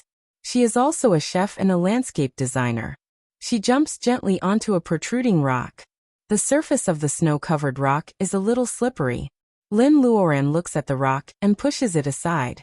She really finds slightly moist soil under the rock. This trick works every time she caught crabs when she was a child. She doesn't expect that it can be applied here, and it is quite easy to understand. There is a stream behind Li's village. The water has almost dried up in winter. Lin Luoran once went there to catch crabs. It looks like a cobblestone with a layer of dry moss. After breaking it open, there is moist soil and bubbles under it. Crabs are hiding in them. Rocks can also store water and resist low temperature. It's the same principle. Lin Luoran takes soil under the rock and starts to make bricks. In ancient times, there was a saying about big tile-roofed houses with blue bricks. To make blue bricks, you don't need to add blue paint. Clay rich in iron should be red bricks after normal baking. To make blue bricks, you need to add coal after firing and seal it in the kiln. After watering, the steam reacts with the high-temperature charcoal in the kiln. Finally, the red high-rank iron oxide and ferric oxide are gradually reduced to blue-gray low-rank iron oxide and ferrous oxide. Only in this way can you make blue bricks. Lin Luoran was neither a science student nor a kiln factory worker. She doesn't know such a simple truth. Fortunately, she is a cultivator in the bearing essence period. Fire whacking is not a problem for her. Besides, the kiln for making bricks is dug near the waterfall. After many experiments, she accidentally succeeds. Is it really a wonderful brick? Of course, it has been 2 months since she went up the mountain. Of course, there is no cement in this place. There is no cement in ancient houses either. However, Lin Luoran finds that the adhesion of the gum tree juice and a kind of polygonum powder together with the ground rice flour is no worse than that of cement. Most importantly, the polygonum that grew under the rubber tree neutralized the weakness of the rubber tree's sap, which would melt when exposed to heat. The white bear is the one who reminds her about the wilted grass that is pressed under the snow. After firing a large number of green bricks, Lin Luoran finally starts to build a house. For the sake of aesthetics, she gave up on the idea of building a wall, and finally decided to build the house into a brick structure that was 1/3 above the ground and decorated with wood carvings. As for warmth, they would have to rely on geothermal energy. The green stones on the ground are also taken from a mountain wall. Building such a big house is no longer a matter of the white bear alone. Lin Luoran often sees sneaky shadows wandering at night. According to the white bear, there are more and more high-level monsters visiting its territory at night. It means that whether for the sake of face or the inside, if the house built by Lin Luoran can't match the commotion, the white bear will lose its face. Then the deal between it and Lin Luoran will naturally be invalid. However, on this mountain, the relationship between high-level monsters doesn't seem to be so disharmonious as in the monster forest. Lin Luoran has no way to prove whether it is because high-rank monsters are more intelligent or not. In order to build a house, she often runs all over the forest. Under the mountain, in order to survive the long winter, the scarcity of food has made many monsters crazy. The forest has become more dangerous. Without food, herbivorous monsters such as rabbits of fire and jumping sheep are all skin and bones. If they want to reduce consumption, they have to stay in the cave for a long time. The high-level monsters hunting them can't find the rabbit holes covered by snow. They are so hungry that their claws and feet are weak. When they see a living creature like Lin Luoran, they will rush to her desperately. Lin Luoran is often tired to deal with them. Because the food chain is intertwined, they are not comfortable, and Lin Luoran is also uncomfortable. When she occasionally sees the bodies of starving monsters deep in the snow, although she usually hates their killing, Lin Luoran also looks forward to it when she stands silently. When will the long winter in the monster forest pass? Even if it is half a year, there are at least 3 months left. Lin Luoran accepts her fate and drags a tree similar to agarwood back. The house next to the waterfall has been built with blue brick walls. In order to match the height of the white bear, these blue brick walls as the base of the wall almost reach Lin Luoran's head. On the blue bricks, Lin Luoran will use wood carvings. The walls are also movable wooden windows. The house with a high roof must be at least 7 or 8 meters high. In the past 3 months, in addition to building such a large house, she also looks for some special trees, roots and stones in the monster forest from time to pave the way to decorate the house. One day, when Lin Luoran is polishing the iron Phoebe with whackin, she suddenly has a tragic thought. If she wants to build a house alone, She must be a landscape designer as well as a furniture maker. When will it take her a long time to do that? Lin Luoran has thought more than once that she might as well try to climb the mountain. However, when she thinks of the low beast roar a few months ago, she feels uncertain. Lin Luoran knows that if she can't overcome this obstacle, she will not only be controlled by the white bear, but also crack her Taoist heart because of fear. Everlasting. This is the devil in the heart of cultivation. She throws the whole tree on the ground. On the other side, she piles up the beams made of iron. Phoebe. Can the agarwood be used to carve the window? Lin Luoran has a well-thought-out plan for the whole house. She can even burn the blue bricks, so she is not afraid to make black tiles. Lin Luoran is afraid of the rank 8 monster, and she is not sure that she can climb over the mountain on her own, so she stays on the hillside for a long time. However, watching a building complex coming into being and showing its outline bit by bit, the satisfaction is no less than that of studying a magic circle. These are all fields that Lin Luoran has never touched when she was an ordinary person. She sighs at the convenience of cultivation and more daydreams. If one day she can really seek immortality, there are all kinds of mysteries in the world. If she can have enough time to calm down and think about them, how happy it will be. The night comes as scheduled. The white bear is a little reluctant to visit Lin Luoran's temporary residence cave. It is spacious and warm. It is really comfortable to stay here. However, this little human girl has become bolder recently. She even says that the snow outside is cold, and if you want to drink steaming fish soup, you have to come to her cave? The white bear is not very happy.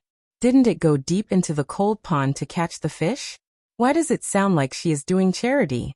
The firewood makes a crackling sound because there is moisture in the firewood, so it makes a crackling sound when it burns. When the wet firewood is burned, the thick smoke is drawn into the mountain wall by a bamboo tube.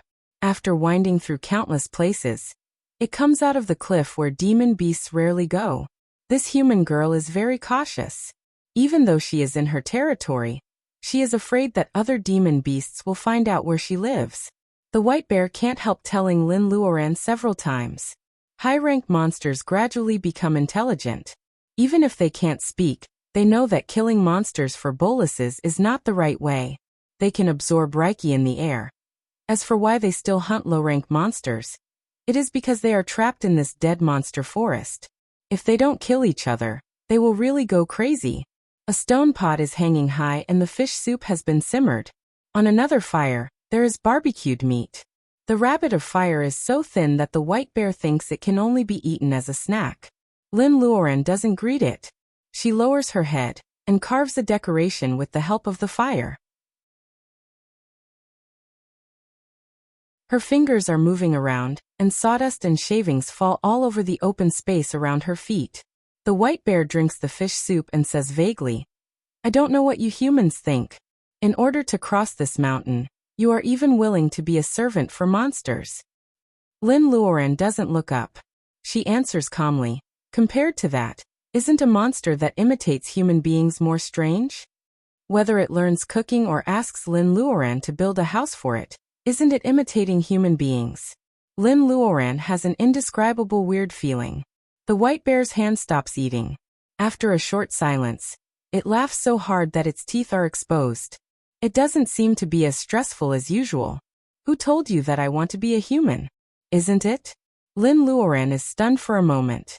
The white bear claps its paws. "Compared to this, do you want to know why I am so sure that you can cross the mountain?"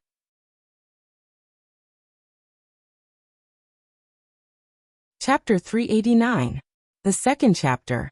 About 3,000 winters ago, there was a monster of wood. Oh, do you know what a monster of wood is? His original body is said to be a sycamore. He heard that there was an immortal preaching on Mount Punglai, so he came here eagerly. The firelight is reflected on the face of the white bear. When the huge bear's head is immersed in memory, it feels like a sad girl holding her cheek. Well, this description is a bit absurd. The main reason is that the content of the white bear's memory is too absurd for Lin Luoran. Is it talking about the ancestor of the monsters of wood who is said to have successfully found Punglai and learned a lot of arts of nature? 3,000 winters, that is 3,000 years ago. The time and the event are exactly the same. This can't be more coincidental. Are you talking about a delicate tree monster that looks like a man or a woman?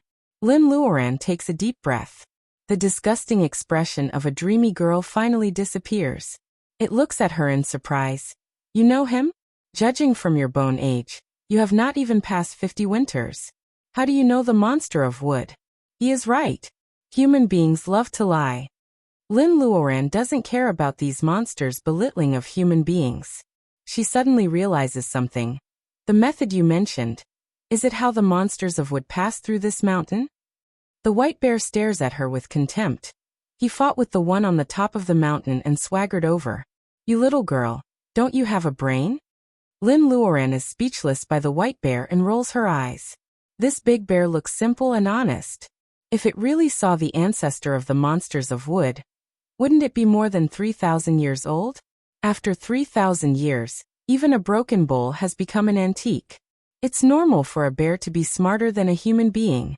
More importantly, a bear that was more than 3,000 years old should have a comprehensive understanding of the entire demonic beast forest and this mountain. Therefore, the plan it proposed should be feasible. Lin Luoran feels that she is more energetic when carving the window. After a long time, when she recalls this period, she realizes how cunning the white bear is. Every time she is about to give up or get bored, it will put some bait to keep her hanging. On the day of the completion of the house, it is snowing heavily. Lin Luoran looks at the result of her hard work for more than 5 months. She can hardly believe that every brick and tile of the building complex covering an area of more than 10 acres was built by her own hands. The waterfall is diverted into the house by Lin Luoran as drinking water. The pipes connected to the bamboo tubes make up for the shortcoming that the old house relies on the well. These thin bamboo tubes are almost as convenient as the tap water in modern society. Because of the accumulated snow, the entire house was wrapped in a layer of silvery white during the winter. However, there was still a man-made stream that flowed through the building complex, and there were fish swimming happily within it. People could soak in the hot spring, play in the water, and catch fish. Under the stream, the white bear took out its savings over the years and laid many monster boluses of rank 6 and 7 fire monsters under the stream. With the nourishment of fire Reiki, it built an artificial hot spring resort. Geothermal heating is based on the same principle. Anyway, the white bear is rich. In summer, it can replace the fire monster boluses under the indoor floor with water, and then it will become a cooling air conditioner.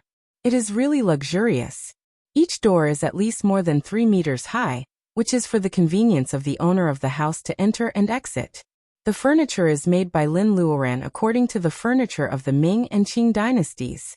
Compared with ordinary people's furniture, it is 2 times larger. Painting is a problem. In the end, a layer of transparent resin is painted, which gives the house a sense of elegance and simplicity. It is a pleasant surprise for Lin Luoran, a stylist who has several jobs, to come here. Of course, she can't be satisfied. The white bear, the owner, must approve it. Lin Luoran leads it all the way. Lin Luoran doesn't know if the white bear has really seen a human's house. Although it doesn't comment on Lin Luoran's work, it doesn't discourage her either. It seems that it is satisfied. Walking through the bluestone drainage channel, Lin Luoran is also very satisfied. When the snow melts in summer, the snow on the roof will melt into water. The perfect drainage system will ensure that this building complex will not be swallowed by the waterfall that suddenly becomes larger. The hollowed wall, the root carvings on the corner where there must be ivy climbing in summer, the vase with the painting of 8 immortals crossing the sea, the hexagonal waste stool, and the wire drawing gums. Which one of them is not made by Lin Luoran? Lin Luoran vaguely feels that building a house is no different from personal cultivation, which requires ingenuity in every aspect. She is about to think about the mystery, but the white bear informs her that there are guests coming and it asks her to prepare. Who is coming? With doubts, Lin Luoran accepts her fate as a little maid. She was so smart at that time. Can the extra set of big bowls and plates come in handy now? Lin Luoran decides to make a big meal. The main purpose is to reward herself for her hard work for half a year. The mountain is blocked by heavy snow. Regular food in the monster forest is very scarce, let alone a big feast with cold dishes and hot plates. It is the first time for Lin Luoran to take out ingredients from space. Rabbit meat with taro is a very common home-cooked dish in the middle of Chuan province. However, this time she uses rabbit of fire. The wolf meat is stewed with radish, and it tastes almost the same as beef. There is no shortage of fish.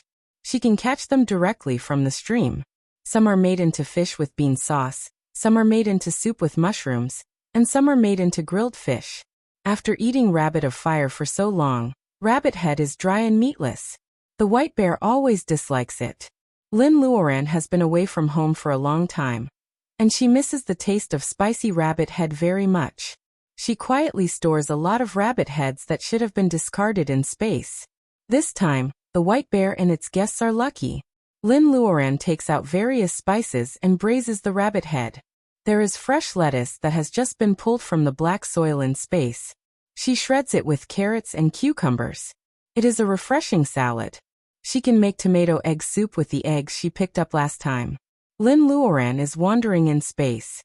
She is afraid that going in and out of space will arouse the white bear's interest in sacred beads. She seldom comes here.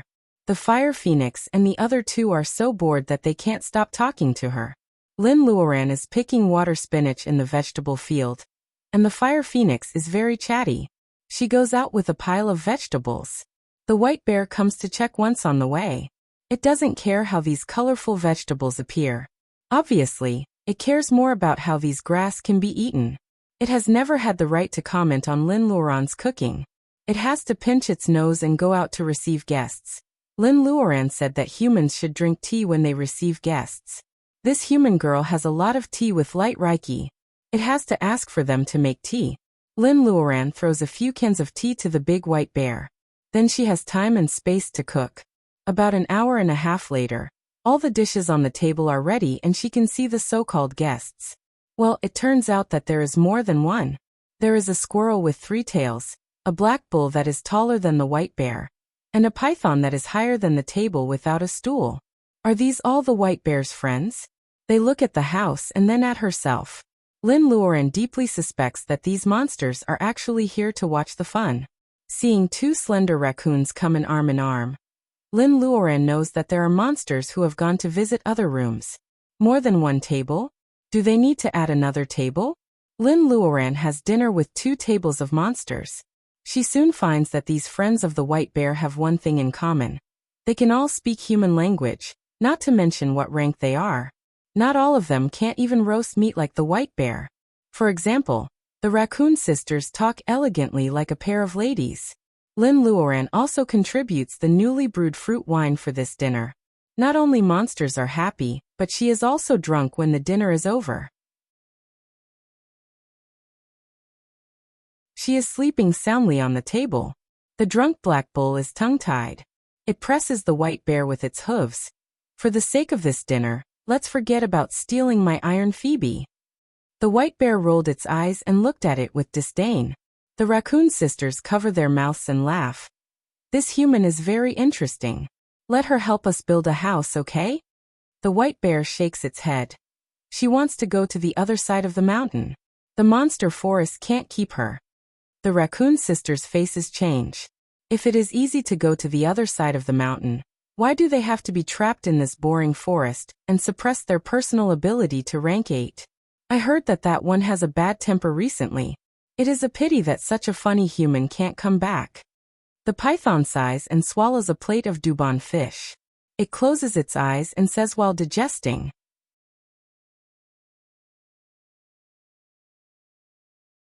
Chapter 390. The third update is a few minutes late. It won't be included in tomorrow's update. Summer comes suddenly. One morning, shortly after monsters come to congratulate the white bear on his moving, Lin Luoran feels the temperature drop sharply. She gets up and finds that the snow begins to melt. The temperature rises overnight and the snow melts. After getting up, Lin Luoran even sees a flash flood. The accumulated snow for 6 months rushes down from the top of the mountain after melting. Lin Luoran is deeply touched by those low-rank monsters who don't have time to celebrate the end of winter, and those who are drowned. It is coldest when the snow melts. Lin Luoran can't help but take out the rabbit fur coat in the space and put it on. The white bear steps on the muddy water back to the house. Lin Luoran is wondering where it has gone so early. However, the white bear asks her to pack up. What's going on? I will send you over the mountain today. Hurry up. If you miss this opportunity, you will have to wait for another year if you want to leave under the watch of the rank 9 monster. Over the mountain?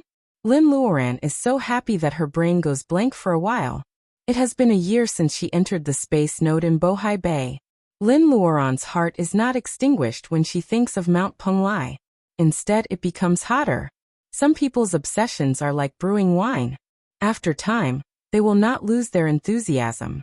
Instead, after a long time of sealed fermentation, they will have stronger emotional fluctuations on the day they open the jar. For Lin Luoran, the longer she spends searching for Penglai, the more she wants to find it. She has almost nothing to pack up. She immediately sets off with the white bear. There are puddles of different depths everywhere on the hillside. This is a common scene after the snow melts. Although the road is wet and slippery, the greenery on the mountain still changes the monster forest which has been covered with snow for the whole winter. Towering ancient trees and vines are washed by the snow water, and they look particularly bright. Many new grass buds buried deep in the snow also get a glimpse of the sun. Lin Luoran follows the white bear and walks through the forest. Its speed is extremely fast, and it is not dragged down by its seemingly cumbersome body. They go higher and higher. When they are about to see the top of the mountain, Lin Luoran thinks she has to face the rank 9 monster. However, the white bear suddenly stops. Let's wait. Wait for what? The white bear doesn't say and Lin Luoran doesn't ask. She doesn't care how the white bear sends her over. Lin Luoran is very happy that it keeps its promise. Of course, deep in her heart, Lin Luoran has also doubted whether the white bear will lead her to death. Such an unscrupulous idea is overturned by the unequal strength of the two. To be frank, with its personal ability, it doesn't need the help of a rank 9 monster to kill her. After waiting for about an hour, the white bear pushes away the weeds and takes Lin Luoran to another road. She followed behind and felt that the terrain was getting higher. However, it seemed that they had really bypassed the 9th rank monster and reached the other side of the mountain. Was this possible? Lin Luoran feels that her heart is pounding. Her face is flushed with excitement, which adds a layer of soft color to her honey-colored skin. Lin and Lin Day. TT Lin Lin Lin. Lin Lin Lin's Lin, this is your only chance to flip over the mountain mist. The white bear is very light. Lin Luoran doesn't find that it uses any wacken to help it, and it is almost floating on the stone path. As for the hot spring it mentioned, she could already see it after walking for an hour. This place is steaming. Judging from the terrain, it is very close to the top of the mountain. According to the white bear, it is also an extremely risky plan. However, it is much safer than breaking in by force. Lin Luoran squeezes the blue jade in her hand. The mermaid said that this beautiful jade can stop the rank 9 monster for a while. If anything happens, she has to take a risk. Lin Luoran is sharp-eyed and finds that there is indeed a long and narrow path extending to the other side of the misty spring. The white bear didn't lie to her. She is overjoyed and her face relaxes. When she is about to go over, the white bear suddenly becomes alert and stops her. You even missed the yearly appointment for this human girl? Lin Luoran is startled by a female voice behind the mist. Why was there a woman talking here? No, in the monster forest, there are probably only female monsters except her. Lin Luoran doesn't associate this cold but refined female voice with the monster on the top of the mountain. After all, the impression of the mysterious rank 9 monster on Lin Luoran is the dull roar and the broken body of the two-headed sheep a few months ago. The white bear stands still as if it is facing a formidable enemy. The female voice is angry and resentful. You know that I am sober only on this day of the year. Why do you treat me like an enemy? The white bear's voice is a little bitter. Do you know that you killed the two-headed sheep that we took care of for a while when you lost your mind this year? The female voice pauses. She seems to be frightened by what the white bear said. I don't know. Not knowing is more sad than forgetting. Forgetting meant that he remembered something. Not knowing meant that he was clueless about everything that had happened. Lin Luoran looks serious. Hearing such a dialogue, she has realized that it is the rank 9 monster on the top of the mountain who is hiding behind the thick white mist. She is hesitant. She feels uneasy because she has peeped into the secret of the rank 9 monster and the white bear. If you know too much, you won't live long. Not to mention that she has found it out. It can be called a gorgeous adultery. She looks at the white bear beside her. Are they two monsters who fall in love for one day a year? She feels weird. Let her go. The white bear is silent for a long time, and then it says, Lin Luoran's heart is in her throat immediately. There is silence behind the white mist for a long time. It seems to be a cautious trial. Lin Luoran's heart is not at ease. It feels like hundreds of millions of years have passed.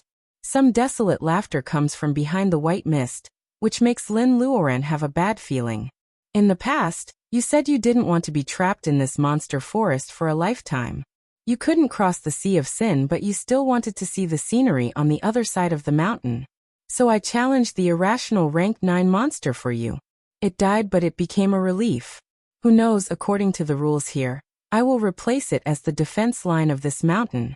We can't get out. We can't get out of the forest for the rest of our lives. There's only one day of clarity in a year, when the snow melts. If you don't muddle-headedly become a killer, you'll die. This forest is basically a hunting ground for those shameless immortals to rear demon beasts.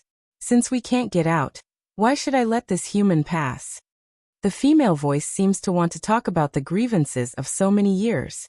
The white bear is ashamed and speechless, but Lin Luoran can't bear it. Was this vast forest really a hunting ground delineated by the immortals on Mount Penglai, as the rank 9 monster beast said? Therefore, at the highest point of the mountain, no matter who the successor is, there will always be a rank 9 monster as the defense line unwillingly. Therefore, the other side of the forest is the dark Sea of Sin. So there is such a weird season in the forest. Summer and winter are equal, and no one can see through each other. The harsh living environment not only prevents the captive demon beasts from losing their wild nature, but also effectively controls the overflow of demon beasts. If the Penglai immortals who did all this really wanted to hunt, would a monster that had developed intelligence and could speak the human language be considered as prey for them because they were bored? An impulse surges in Lin Luoran's heart. Please let me go. Let me ask on behalf of the so-called true immortals. Do they still respect the Tao of nature? She takes a step forward. The thick white mist wets her temples. Under her honey-colored skin, her eyes are particularly firm. The white bear dislikes Lin Luoran for talking too much, but it can't deny it. At this moment, the stubborn human in front of it is like the one who dares to challenge the rank 9 monster for its sake, before she becomes its successor. Behind the slowly flowing white mist, a scornful laugh comes after a long time. You think you can do it? A rank 9 monster comparable to a divinization cultivator is qualified to question Lin Luoran. Although Lin Luoran feels like being slapped hard, she still clenches her fists stubbornly. Yes, me. I crossed the Sea of Sin to find Penglai. I won't stop here. The female voice says, oh, and a shadow appears. Lin Luoran only sees a vague slim figure pushing her hard. She rolls down the narrow and long path like a rolling gourd. Even if there are some secrets that can't be heard, there is no need to kill her suddenly, right?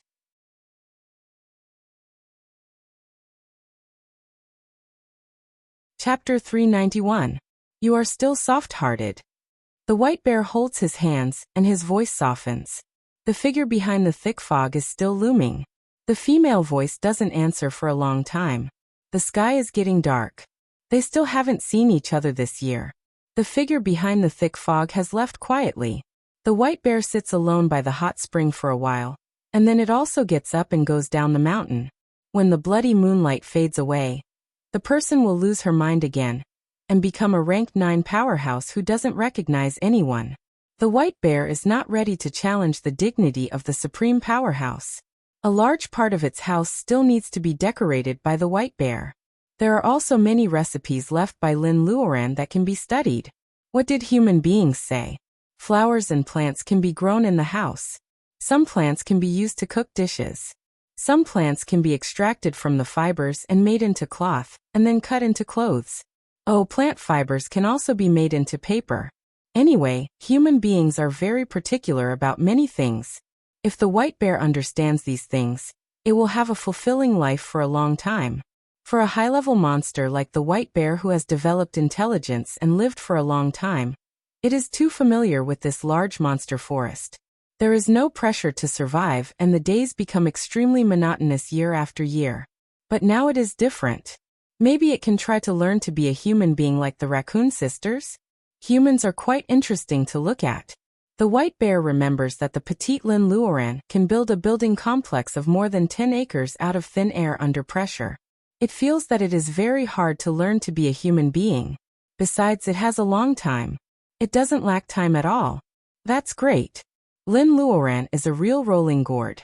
Rolling down from a high mountain thousands of meters above sea level. The narrow and long path is not smooth. If it were not for bushes on both sides, she might fall into the mountain stream.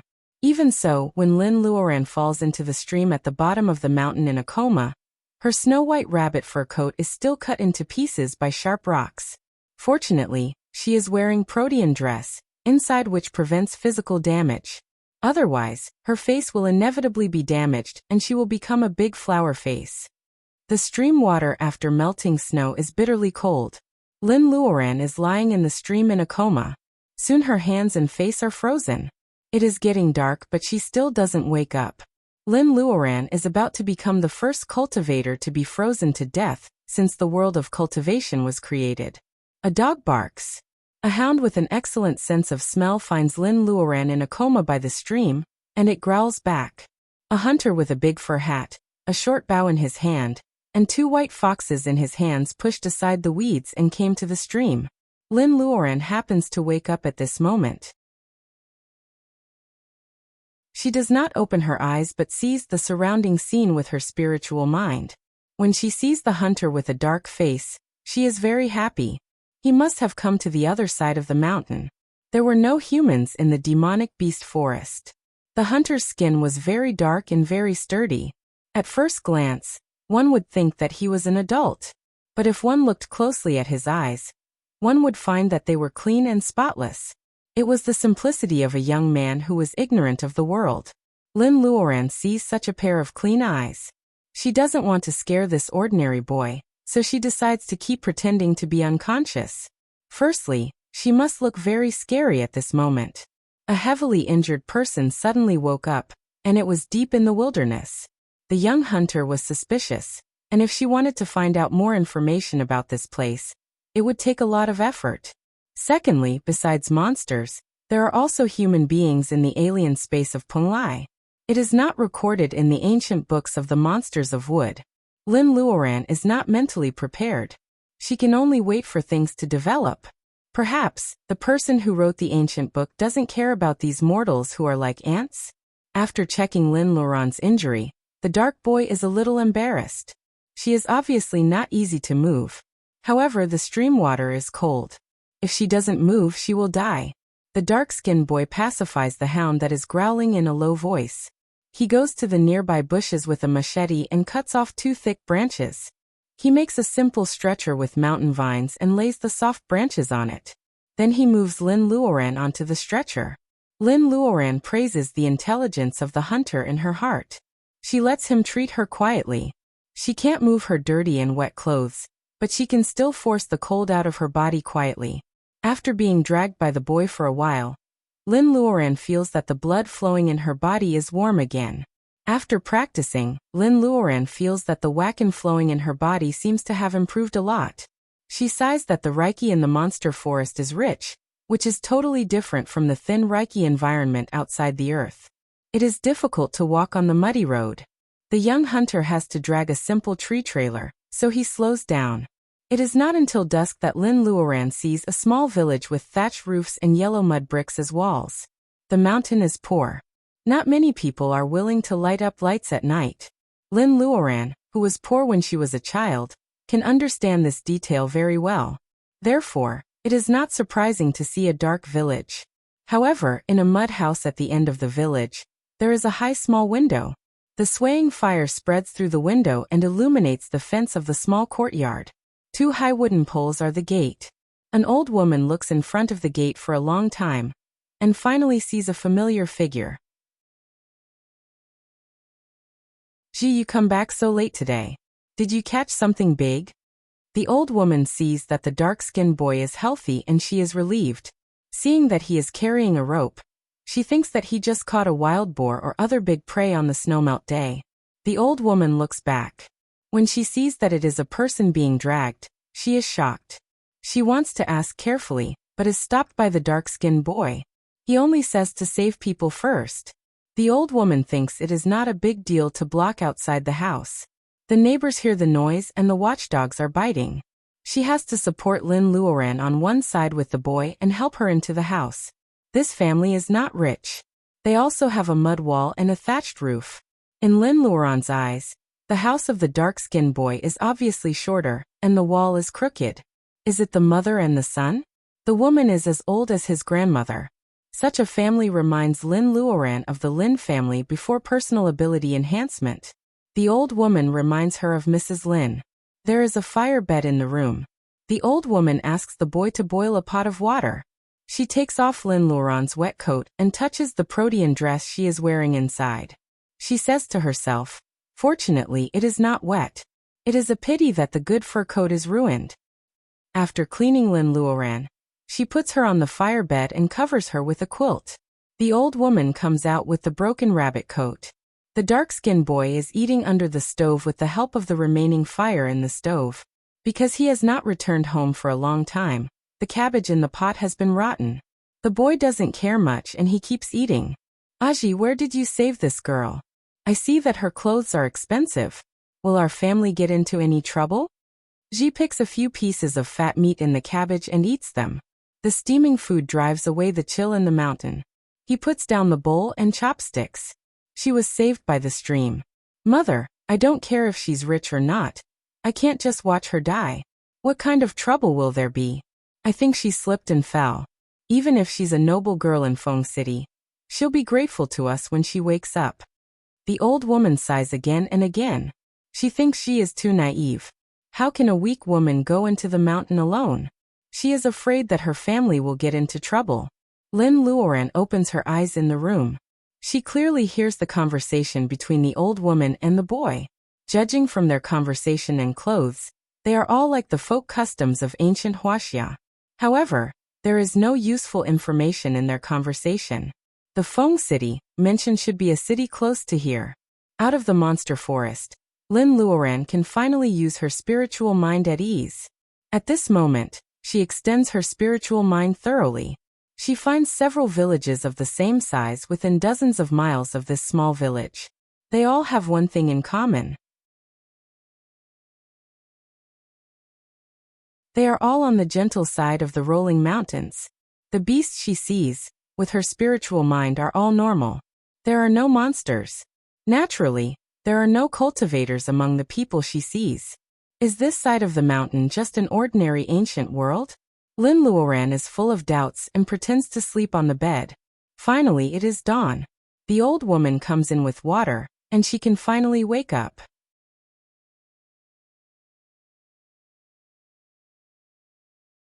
Chapter 392. Qian Village. You can see the early morning clouds in the morning. On the hillside of a mountain on the periphery of the Sunset Mountains, the largest city at the foot of the mountain is Feng City, located in the far west of Penglai. For an illiterate teenager, the farthest place he has been since he was born is the county town at the foot of the mountain. This is all he knows. For Lin Luoran, the most useful information is the name of this country, Penglai. Finally, she is related to Penglai. Of course, she is happy. Facing the honest savior, Lin Luoran only follows the old woman's words and makes up the identity of a noble lady in Feng City. She only says that she will go home and thank them. The old woman looks at her honey-colored skin and is skeptical about her words. Lin Luoran secretly thinks that there may not be a noble lady like her in ancient times. However, she has said it and can't take it back. Lin Luoran can only let nature take its course. She stays in Qian village for a few days and gets a lot of information from the young hunter named Aji. She knows that martial arts are advocated in this world. The world is a bit chaotic, but it hasn't affected this small mountain village yet. However, the whole country is not peaceful. Aji has never heard of cultivators. It is said that there are immortals flying around in this land. That is thousands of years ago. For example, Azi's father was drafted into the army a few years ago, and has not been heard from for a long time. If the teenager didn't grow up and learn to hunt, his family would be even poorer. It is not easy for an orphan and a widow. Aji can't hunt every day. Even if he does, apart from taking care of the wounded Lin Luoran, most of the game has to be made into cured meat together with the leather goods. When the teenager saves enough, he takes them down the mountain and sells them in the county town. Seeing the mother and son eating coarse grains and vegetables, Lin Luoran feels very uncomfortable drinking pheasant soup in front of the wounded. The wounded can't pretend anymore. Lin Luoran's illness is cured naturally. On the third day, she can get out of bed and walk around. People in the village come to see this rare noble lady. Lin Luoran bears the onlookers of the village women, and takes the opportunity to collect useful information. However, the mountain people are stupid and the village women are even less knowledgeable. They can talk about trivial things like winter melons and eggplants for a long time, but Lin Luoran doesn't know anything she wants to hear. The mountain residence was peaceful, but her mind was not here at the moment. Just as she was thinking about how to leave, an opportunity presented itself. 2 days later, young Aji comes back happily before noon. It turned out that the trap he usually dug had caught a firefox. Only its hind legs were injured, but it was still alive. The blood of the firefox was very nutritious, and its fur was also very rare. For the Aji family, selling this firefox was a huge sum of money. Firefox is hard to raise, so Aji decides to go to the county the next day. Lin Luoran says goodbye at the right time. The reason is that she is afraid that her family will be worried if she stays here for too long. Lin Luoran feels bad after drinking the pheasant soup made by the old woman for 2 days. Thinking of the gold she got from the dragon palace in the space, she stealthily pinches a few golden beads in the size of peas. She pretends to tell the old woman that the money is hidden in the heel of her shoe to save her life. The old woman refuses. Lin Luoran says softly, "I can't repay you for saving my life.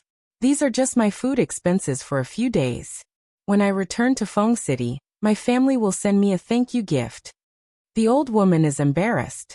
At this time, she really believes that Lin Luoran is a noble girl with excellent upbringing in Feng City.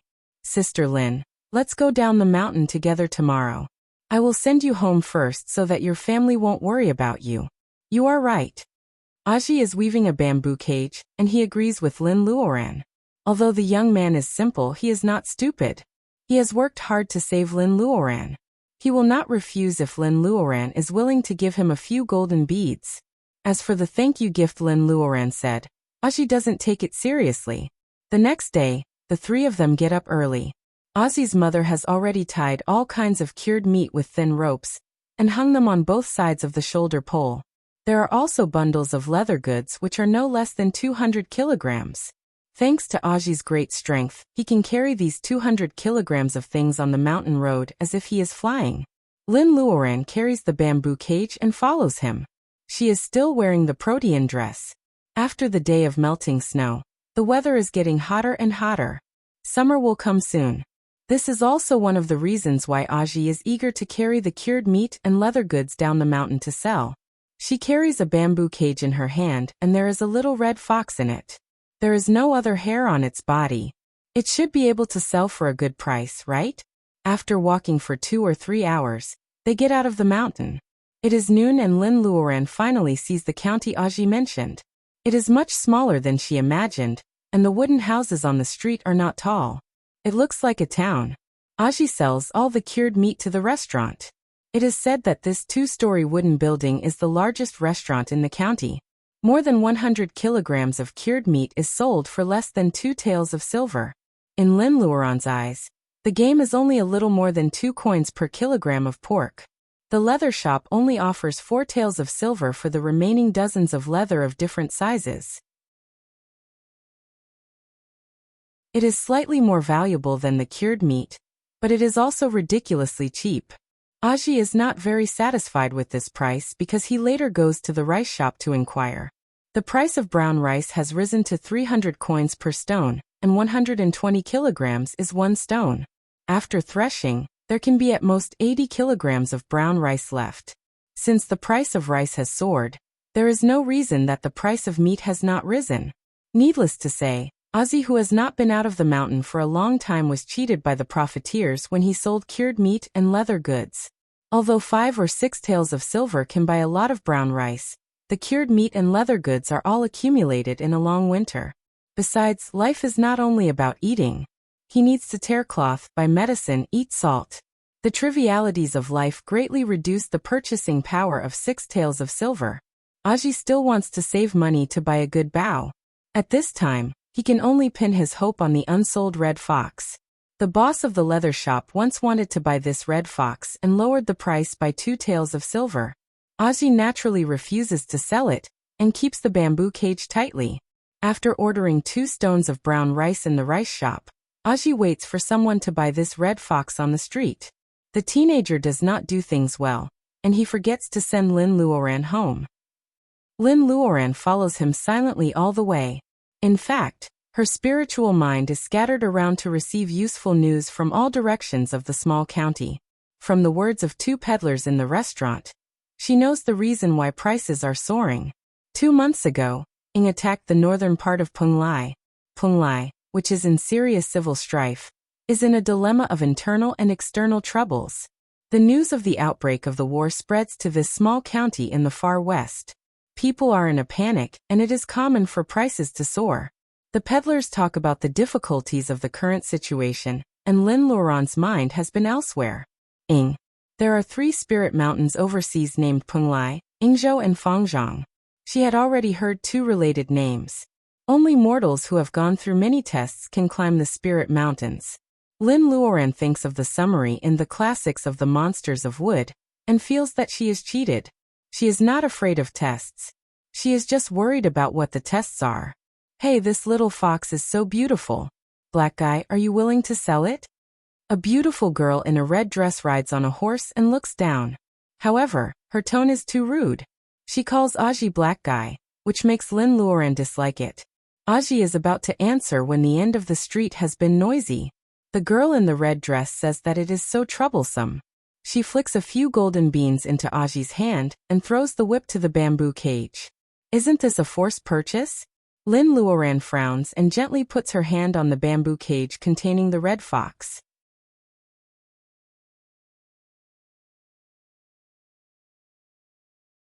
Chapter 393. The girl in the red dress obviously knows some martial arts. Otherwise, the hidden force on the whip won't be so strong. Lin Luoran is very conceited. She sees the little fire fox in the bamboo cage is not eye-catching from a distance, so she condescendingly comes to Aji's stall. Of course, she won't pay attention to irrelevant people. At this moment, Lin Luoran puts a hand on the bamboo cage to stop her from taking the fire fox and leaving. The girl in the red dress finally looks at her. Lin Luoran is more than 1.7 meters tall. She is not short among Asian women, let alone in this ancient place. The girl in the red dress sees at a glance that the girl is wearing a shiny round bead on her wrist. It is very valuable. The style of the white dress she wears is very simple, but the material seems to be a new kind that she has never seen before. Her skin is not fair, so the beauty of her facial features is mostly covered. Her eyes are so bright that they seem to be able to see through people's hearts. The girl in the red dress feels guilty for no reason. You are so strange. I have paid the money, but you still don't let me take the goods? The girl in the red dress is very annoyed that the girl in the red dress bullies her just because her martial arts are better than her. The noise at the end of the street gradually becomes louder. A gray-haired old man runs here with his servants. The girl in the red dress immediately changes her face. Lin Luoran knows that she wants to avoid the people at the end of the street, but it has nothing to do with her. Is this enough to buy the little fire fox? Lin Luoran turns to ask the honest Aji. Aji finally realizes it. He shakes the golden beans in his hand and shakes his head. Other hunters in the village have caught them. A fire fox can be sold for at least 10 taels of silver. The exchange rate of gold and silver is 1 tael of gold for 10 taels of silver. These golden beans are obviously used by the girl in the red dress to reward people. They are less than 1 tael of gold in total. Aji feels that the price is not right, so he disagrees. After getting along with him for a few days, Lin Luoran has a general idea of the boy's character. His EQ is not very high, but his IQ is not low either. He believes that hardships can only be rewarded. Since he said that the firefox was sold for 10 taels of silver, it must be 10 taels of silver. In fact, he is somewhat simple and honest. The purchasing power of 10 taels of silver has been seriously reduced due to the soaring prices. His firefox should also be sold at a higher price. Lin Luoran raises her eyebrows. Did you hear that? The girl in the red dress is furious. She thinks they are blackmailing her, so she whips Lin Luoran hard. She didn't want to lower herself to the same level as this domineering girl. But as her cultivation increased, it was rare to see someone so arrogant in front of her. Cultivators are also human beings. Lin Luoran is a little angry. Instead of dodging, she grabs the whip. She exerted a bit of strength, and the girl in the red dress cried out in alarm and fell from the back of the horse. Lin Luoran just wants to teach her a little lesson. The old man at the end of the street sees it and thinks that Lin is going to punish the girl in the red dress. He shouts, "My family's young miss is still young and insensible. If she has offended you, I hope that you will forgive me. This old man thanks you for your magnanimity." He was drenched in sweat before he managed to squeeze into the crowd of onlookers. Lin Luoran snorts and loosens her grip. The girl in the red dress falls to the ground. The old man and a large group of people who came after him clustered around her. They did not even ride their horses and left the street without looking back. "Hey, your golden bean." The golden bean in Aji's hand seems to become hot. He grabs a servant and stuffs it into his hand. When this group of people leaves, the onlookers start to talk about it. The girl in the red dress just now is surnamed Mu. Her family owns a caravan. They travel between Punglai and Ning all year round. They are very rich. It is said that black-faced Aji and Lin Luoran offended the Mu family, and they are doomed to suffer. After gossiping, the onlookers suddenly disperse. It seems that they are afraid that the Mu family will also make trouble for them. Lin Luoran is not very comfortable to hear this. She can leave easily, but she has offended a rich businessman. It is really a big deal for Aji's family. Aji seems to be really stupid. He doesn't realize that he has offended a rich family at all. He is just worried that no one will buy the firefox after this. Lin Luoran thinks for a while and asks him to wait in the noodle shop nearby. She is going to see if she can contact her family. Aji nods. This is originally a subordinate county of Feng City. If Lin Luoran's family has some power in Feng City, they may open a shop in the county. Lin Luoran says goodbye to Aji.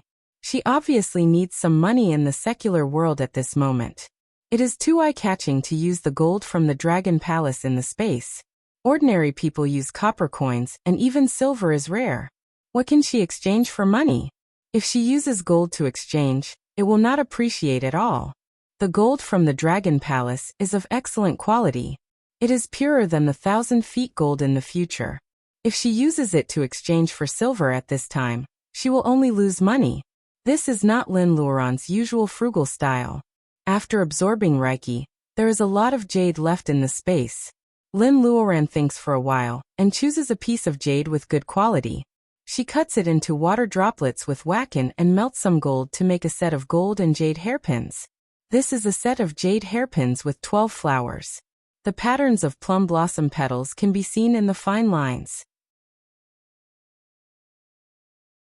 The peony petals are pulled extremely thin, which is a national beauty.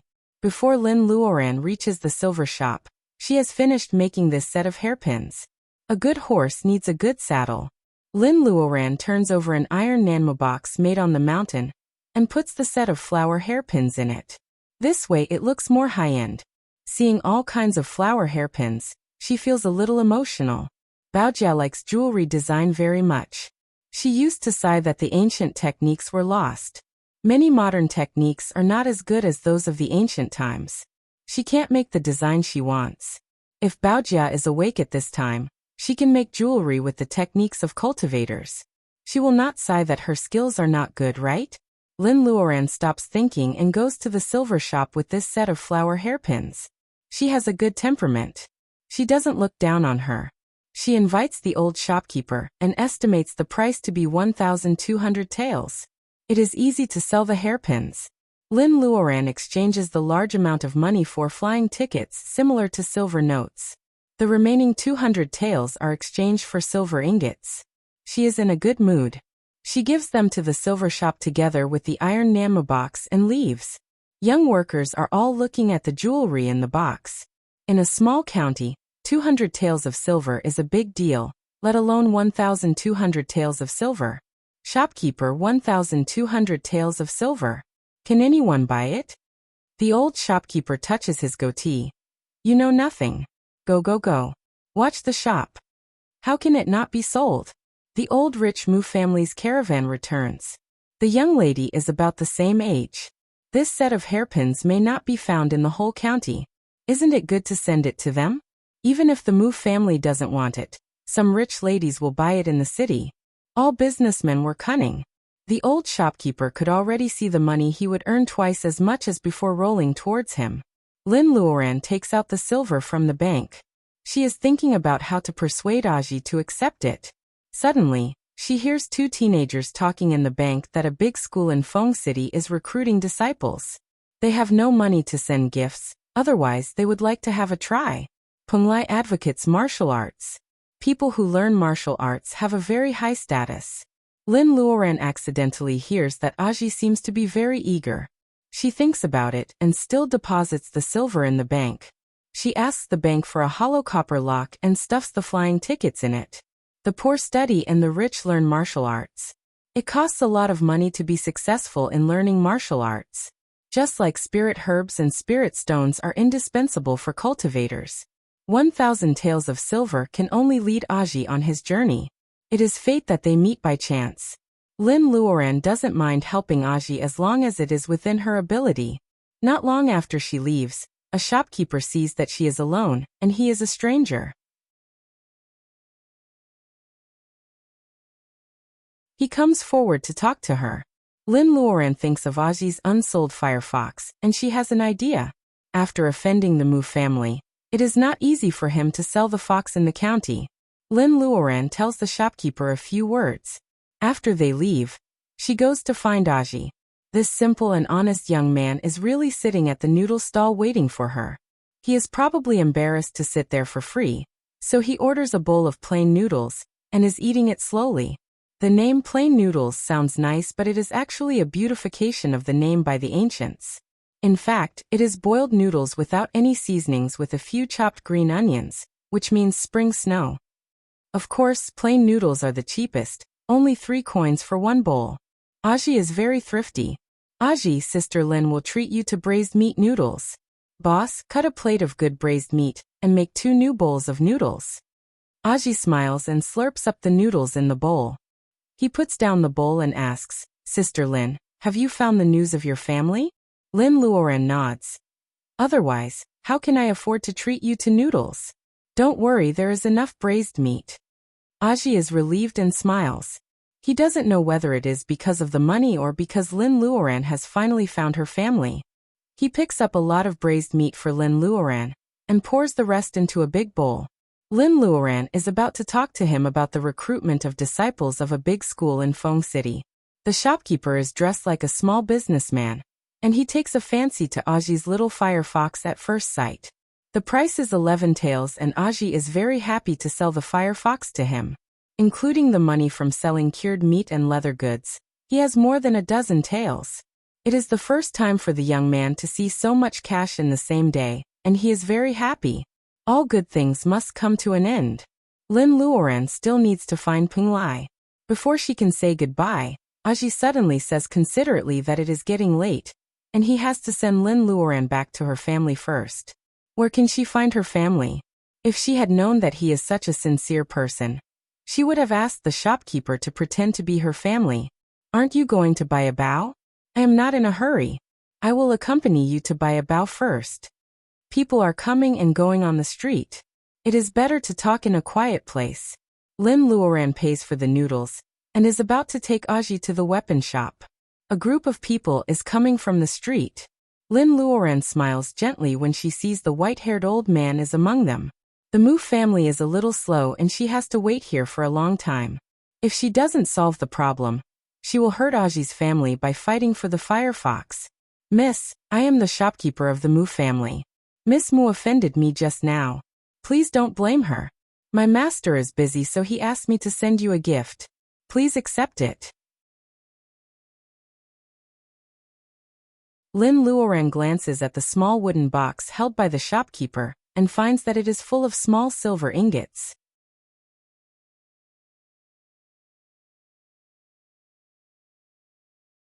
Chapter 394. Of course, the Mu family is not stupid.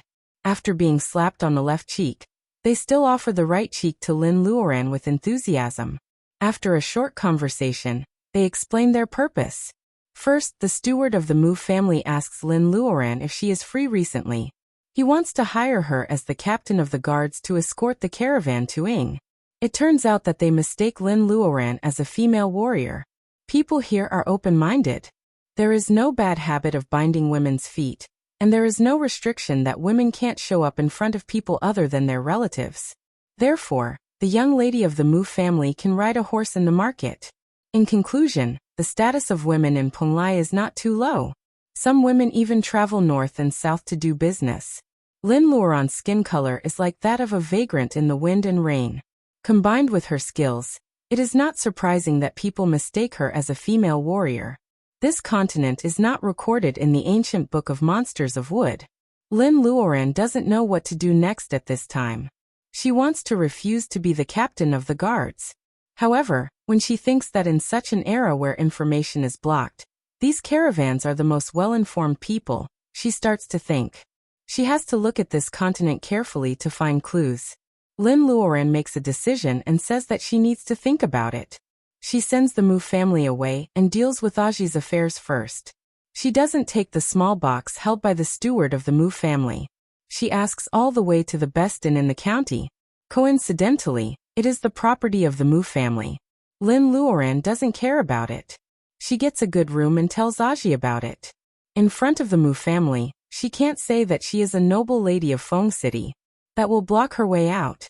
However, she has to explain it to Aji. As you can see, I am not a noble lady of Feng City. I was injured on the mountain because I was chased by my enemies. I was afraid that I would scare you, so I lied. Aji, will you blame me? Aji is obviously a little restrained in this good room. He doesn't know where to put his hands and feet.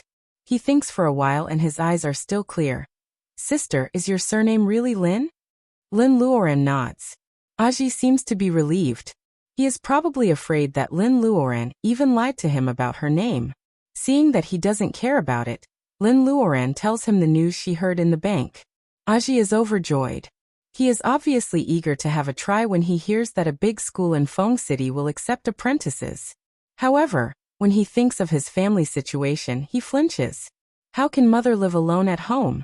I'll continue to hunt. I still have to buy a good bow later.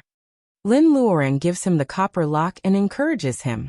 Aji, life is only a few decades. If you don't seize the opportunity to do what you want to do, you will regret it when you are old. Hidden in the copper lock was a flying ticket worth 1,000 taels. It could be cashed in at the county's money house at any time. Consider it a thank you gift for saving me. Now I'm giving it to you. The choice is also in your hands. You can take the flying ticket and go back to the mountain to be a small landlord. You can marry a beautiful wife. 1,000 taels of silver is not a lot, but it's enough for you to live to an old age in this chaotic world. You can also choose to take the flying ticket and buy some gifts. You can go to Feng City to learn martial arts and build a career. Ozzy's hand, which is about to reach back, shrinks. 1,000 taels, he has never dreamed of so much money. Sister Lin, I can't take it.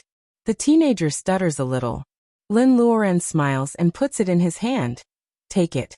For a mountain village, 1,000 taels of silver is a lot. For me, my life is more valuable than this. You just saw it. The Mu family asked me to escort a caravan to Ying. This trip alone will cost me hundreds of taels of silver. I thought it was too little, so I haven't agreed yet. Lin Luoran's words are half true and half false. Aji is obviously stunned. In the era of cold weapons, people who know martial arts are very popular. Aji knows that warriors are very rich, but he can't even think about giving away 1,000 taels of silver casually like this before. Lin Luoran sees that he is dreaming and she quickly pours a bucket of cold water on him. People who know martial arts are all aggressive. It's a chaotic world. You may be prosperous in front of others, but you may be overthrown in the blink of an eye. You have to think about it carefully. Aji is out of his wits. He only says that he wants to go home first. It may take him some time to digest Lin Luoran's words. He doesn't take the copper lock. After knowing that Lin Luoran should still be in the inn tomorrow, Aji takes his things and leaves. Lin Luoran doesn't know which one Aji will choose, but she is still very happy to provide people with the opportunity to choose their dreams. In a good mood, she asks the inn waiter to carry a large wooden bucket into her room. She takes a hot bath and cleans up before entering the space. Fire Phoenix quite agrees with her idea of escorting a caravan to Ing. It only says that if there is no way forward, they should go around. Maybe there is a chance to survive. Lin Luoran thinks this sentence is the most philosophical thing Fire Phoenix has ever said. Would Wolf laugh so hard? After a hot bath, she feels very comfortable. If it weren't for the obsession of climbing Mount Penglai in her heart, her life at this time would be very similar to her life as an ordinary person in the Naka grassland. Her wagon is restless. Is this the result of living in the monster forest for a year? The violent breath mixed in her heart may take a period of time to dissolve to get rid of the hostility caused by killing. It's funny.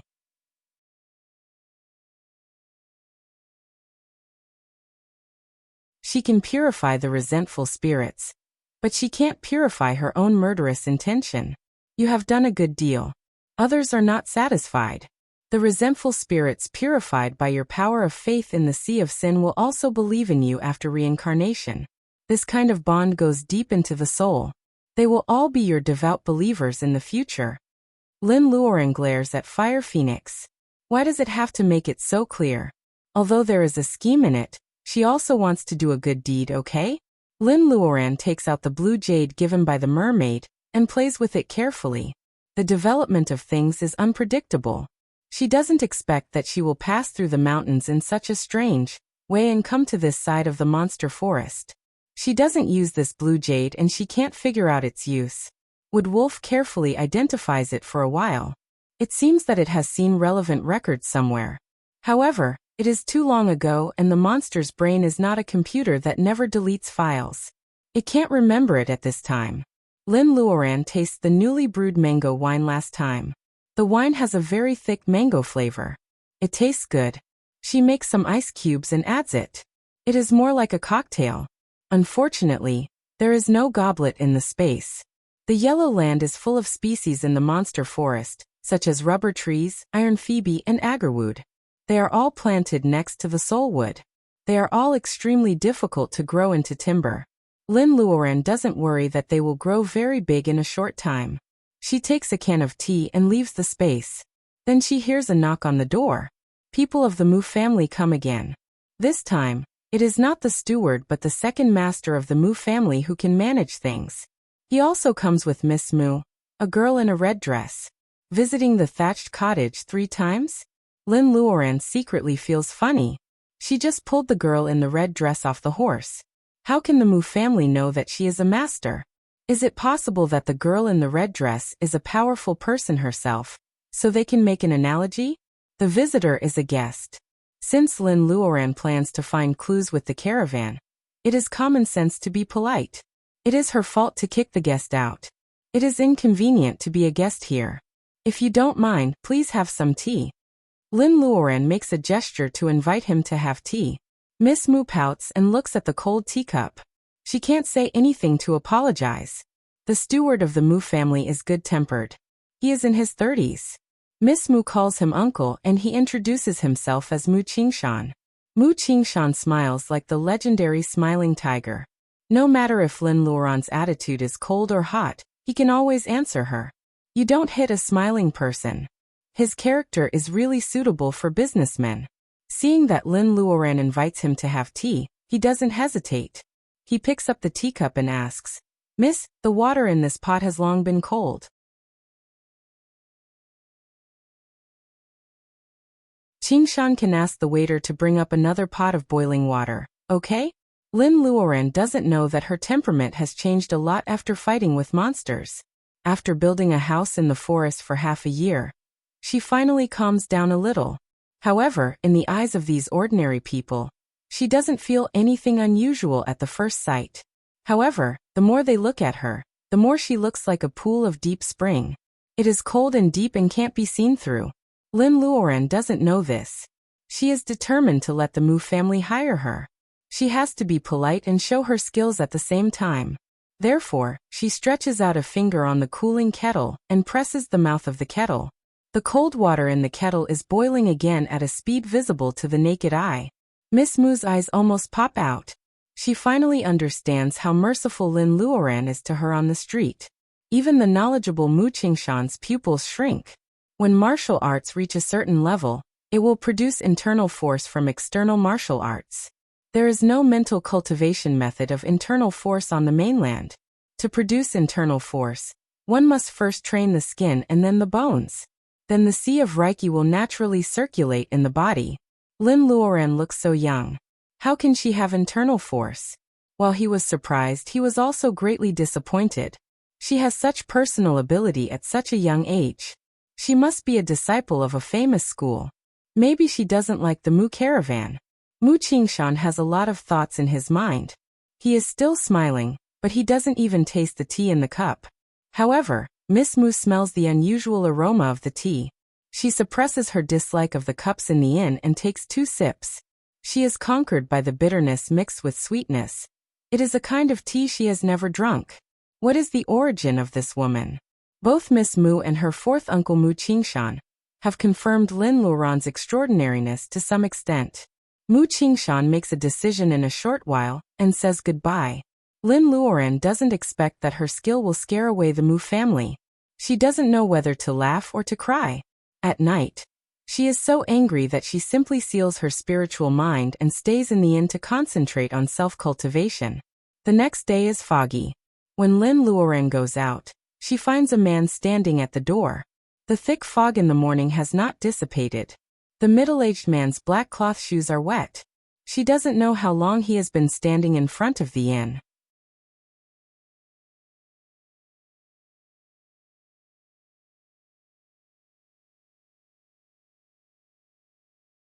Chapter 395. One of them sincerely invites Lin Luoran, and also acts as if he has made 3 visits to the thatched cottage. The other one looks arrogant on the surface, but in fact, he has already planned to go to Ying with the caravan. After pretending to be courteous, they soon agree. When Aji comes, Mu Qinghua has just left. It is funny that Lin Luoran refuses the silver before. This time, Mu Qinghua sends her the gift in person. It is the set of flower hairpins she sold to the silver shop earlier. After so many things, this thing is given to Lin Luoran as an expensive gift. Lin Luoran feels funny and asks Mu Qinghua how much this set of jewelry costs. The boss of the Mu caravan says it is not expensive with a complacent look. He says it is a coincidence that the Mu family bought a pearl in a small county, with only 5,000 taels of silver. Lin Luoran's eyes twitch when she hears this. All businessmen are cunning. The seemingly honest old shopkeeper is really a big profiteer. He takes 1,200 taels of silver, and makes 3,800 taels of silver in less than a day. Mu Qinghua certainly won't cheat her on the price. She doesn't know what goods the Mu family is going to transport to Ying this time, and they ask her to escort them again and again. Of course, there is no reason to mess up such a small thing. When Aji comes, the breakfast on Lin Luoran's table has not been taken away yet. It will take 4 hours to go from the mountain to the county empty-handed. The teenager's eyes are bloodshot. Has he stayed up all night? There are steamed buns here. Just eat some. Lin Luoran only touches the things on the table a little. It is a pity to waste them, so she asks Aji to eat. In fact, cultivators in the period of bearing essence don't need to eat secular food. They can live only by nourishing their cells with Reiki in their body. Otherwise, why do people often say that immortals eat wind and drink dew? Lin Luoran always has the habit of eating on time. It is not only because she advances too fast to adapt to the living habits of cultivators, but also because she carries a small space with her which can't control her foodie heart. Subconsciously, she doesn't want to forget her duty as a human, and wants to cultivate the Tao of the secular world. Aji eats up the porridge and steamed buns. He touches his mouth. Sister Lin, I've decided to go to Feng City. Lin Luoran is not surprised by this result. She knows the teenager's choice since he can't sleep at night. To her surprise, Aji refuses her support. Coarse rice was only 300 copper coins per stone, and meat was 10 copper coins per caddy. 1,000 taels of silver was enough for the villagers in the small mountain village to live comfortably for the rest of their lives. Refusing such a sum of money was like a white-collar worker with a monthly income of several thousand, rejecting a huge sum of money that fell from the sky without needing to be repaid. From now on, Lin Luoran starts to look at the swarthy boy in a different light. The Mu caravan is about to set off. Aji also buys rice for his family and sends it back. The money from selling cured meat, leather goods and little firefox is enough for his mother to live for a long time. Lin Luoran invites him to go to Feng City together. The caravan will pass by this big city anyway. Aji readily agrees. Lin Luoran asks him to go shopping. After all, he is only a teenager, and he rarely goes out of the mountain for a few times a year. In fact, he is curious about many shops in the county. After he left, the observant donor came to find him. The man is holding the firefox in the bamboo cage. He hears that the master of the Mu family comes to hire Lin Luoran in person, so he is not afraid that Lin Luoran has no money to pay. Lin Luoran bought the little fox with her own money. What should she do with it now? Lin Luoran doesn't expect Aji to come so early. There is no time difference. She can't deal with the firefox. Thinking that the boy is about to come back, Lin Luoran casts a mini world to cover herself. She runs back and forth in less than 10 minutes. She simply releases the little firefox. In the afternoon, someone from the Mu family comes to invite her. Lin Luoran feels strange. Why do they choose this time to set off? The time is not right. Does it mean that they will have to rest in the wilderness? She takes Aji to the Mu family. The old house of the Mu family in the county is very big. The caravan has been lined up on the street. There are dozens of big cars. It seems that the Mu caravan is really big.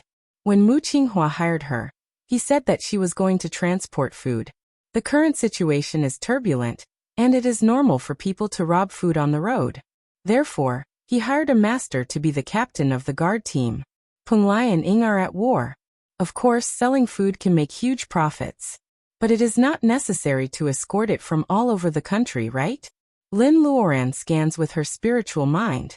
She finds that there is something special about rice and wheat in these grain carriers. She suddenly realizes it.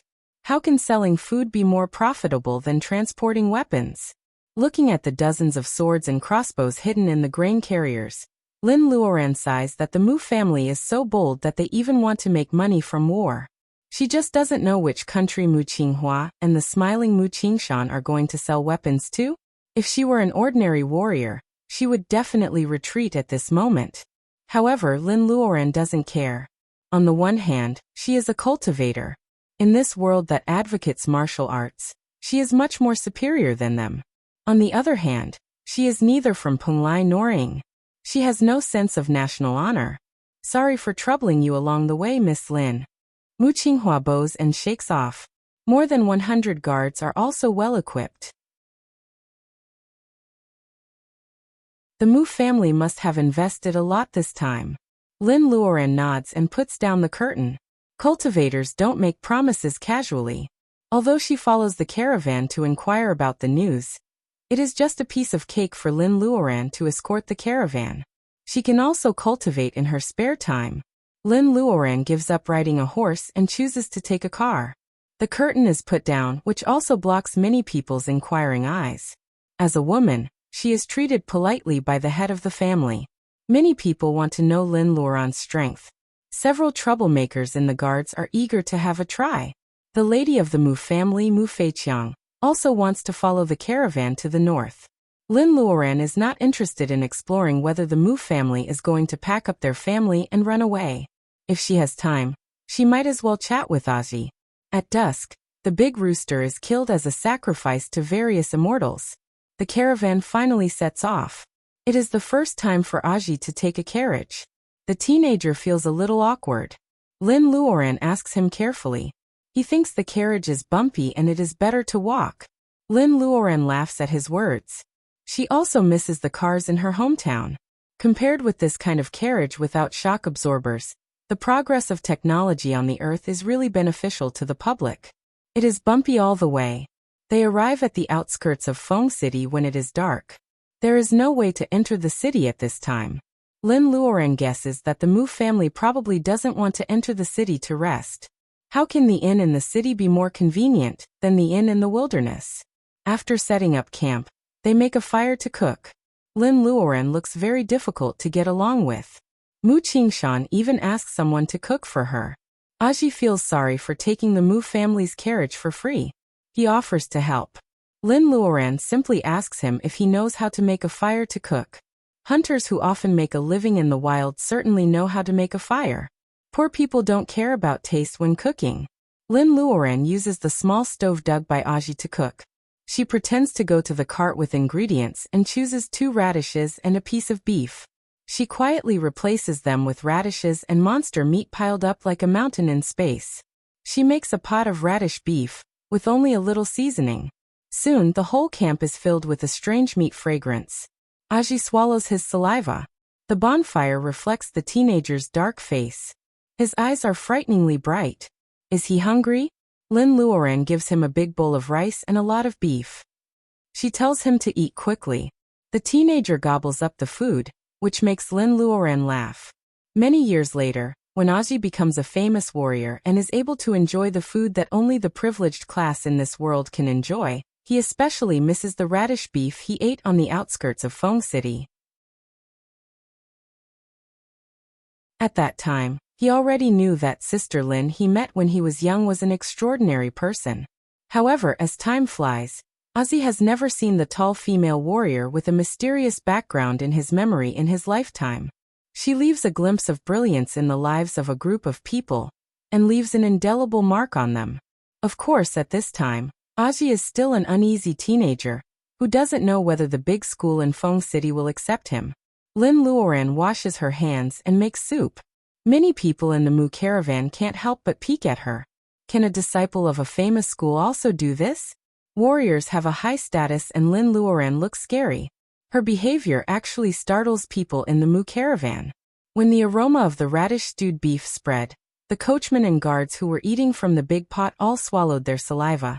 They were extremely jealous of the naive-looking young man who was sitting beside the female martial artist and eating to his heart's content. Why? Mu Feiqiang slams down the curtain and loses her temper at the cook. Why can't she buy the fox she likes? Why does she have to apologize to that woman? Why can't her father please that woman with the hairpin she likes? The dignified lady of the Mu family eats less than an inexplicable woman. She just knows how to heat tea in the air. What's the big deal? Mu Feiqiang is so angry that she loses her temper in the carriage. The arrogant lady of the Mu family certainly won't admit it. Even her appearance advantage, which she was proud of at the beginning, becomes shameful and angry when she finds that although Lin Luoran's skin color is not good, the more she looks at her, the more attractive she is. Along the way, her uncle has looked at Lin's carriage many times. She is just a little taller. Uncle, you are such a big lecher. You look like a lecher who has never seen a woman. Mu Qingshan, who is eating in the big pot with the guards, sneezes. He is somewhat inexplicable. The weather is a little cold. Tonight, the bonfire must be brighter to prevent people in the caravan from catching a cold. Mu Qingshan's imagination runs wild. He can't help but look not far away. Lin Luoran is as tall as Jade. She has finished her meal and gets on the carriage indifferently. The swarthy teenager is extinguishing the fire.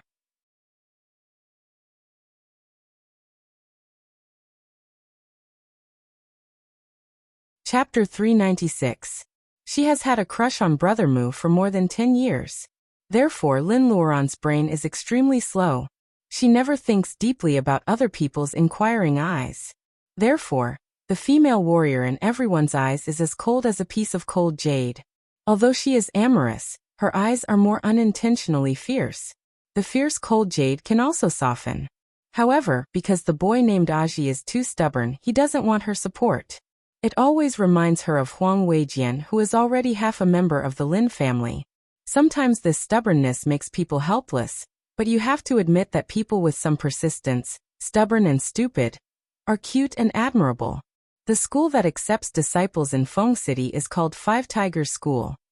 Most of the masters in the school serve the military of Penglai. In the border cities, it is already a great school. On the day of accepting disciples, the school is crowded with people. Lin Luoran even sees a country boy carrying a crowing rooster. It is common knowledge that apprentices need to be apprenticed. Aji is too stubborn and as simple as unpolished jade. Lin Luoran can't persuade him, so she quietly finds a person in charge of the Five Tigers School this time. After paying him 1,000 taels of flying ticket, this person finally looks at Lin Luoran. Lin Luoran doesn't have any external kung fu, so her gestures are full of hostility. The Mu family can only see that she has a good temperament, but the person in charge of the Five Tigers School can see that it is hostility after being stained with blood. His attitude becomes respectful. The Five Tigers School is famous in the bitter and cold land of the Far West.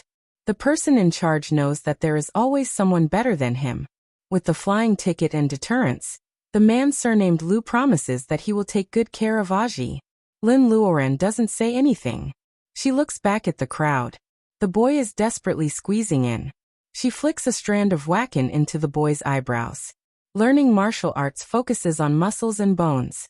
The wacken of a bearing essence cultivator is enough for Aji to enjoy. See you again if fate allows it. Lin Luoran smiles. In fact, she knows very well that they probably won't see each other again. This is a place completely different from the current environment of the earth. The mountains are green, the rivers are green, and there is no Sudan red gutter oil and poisonous milk powder. However, she is still willing to stay in the real world where Reiki is scarce. In Rong City in the center of Chuan province of Wuxia, her relatives, friends, and disciples are waiting for her. Lin Luoran thinks that this must be the bond of family.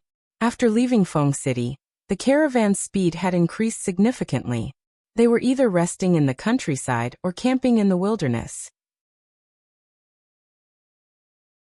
If it weren't for the official road, Lin Luoran guesses that Mu Qingshan and others would never go to the city to take risks. The Mu family is an old caravan, and they do a good job. Although it is a chaotic world, no one really checks their caravan. Mu Qingshan is actually just guilty. It makes no difference whether she sleeps in the wilderness or in a clean hostel with hot water. Anyway, she practices by herself every day. She eats dishes in the space that are cooked separately and she never lacks hot water. She doesn't mind where to rest. She only cares about one thing. Every time she goes to a new place, she will completely release her spiritual mind. Like a sophisticated scanner, she searches for news about Mount Penglai and the tea houses in the market or the gossip of rural women. What makes Mu Feiqiang unhappy is that as the caravan speeds up, the whole team looks travel-worn. No matter how much she applies on weekdays, her little face still turns sallow in such an uncomfortable environment. However, Lin Luoran is always refreshing, casual, and absolutely clean. Even her honey-colored skin becomes whiter and whiter on the way north.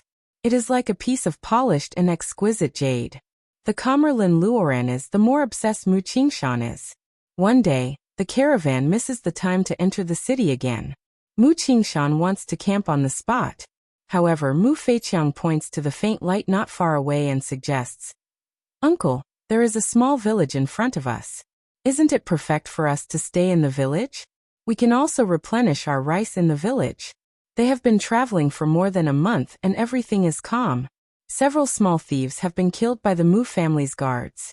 It seems that the war on the front line has not been lost, and the situation is still under control. Mu Qingshan is also a little tempted. Replenishing rice is not the most important thing. Like his niece, Mu Qingshan also wants to boil a large pot of hot water and take a good bath. Lin Luoran sees that the uncle and niece are in high spirits, but she can't help but pour cold water on them.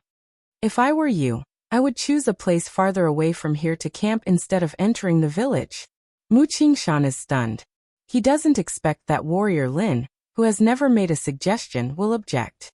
He just suffers from the common problem of caring more about his appearance and worrying about gains and losses, but his brain is still clear. Hearing Lin Luoran's words for the first time, he knows that this village may not be as simple as it looks. However, Mu Feiqiang is furious.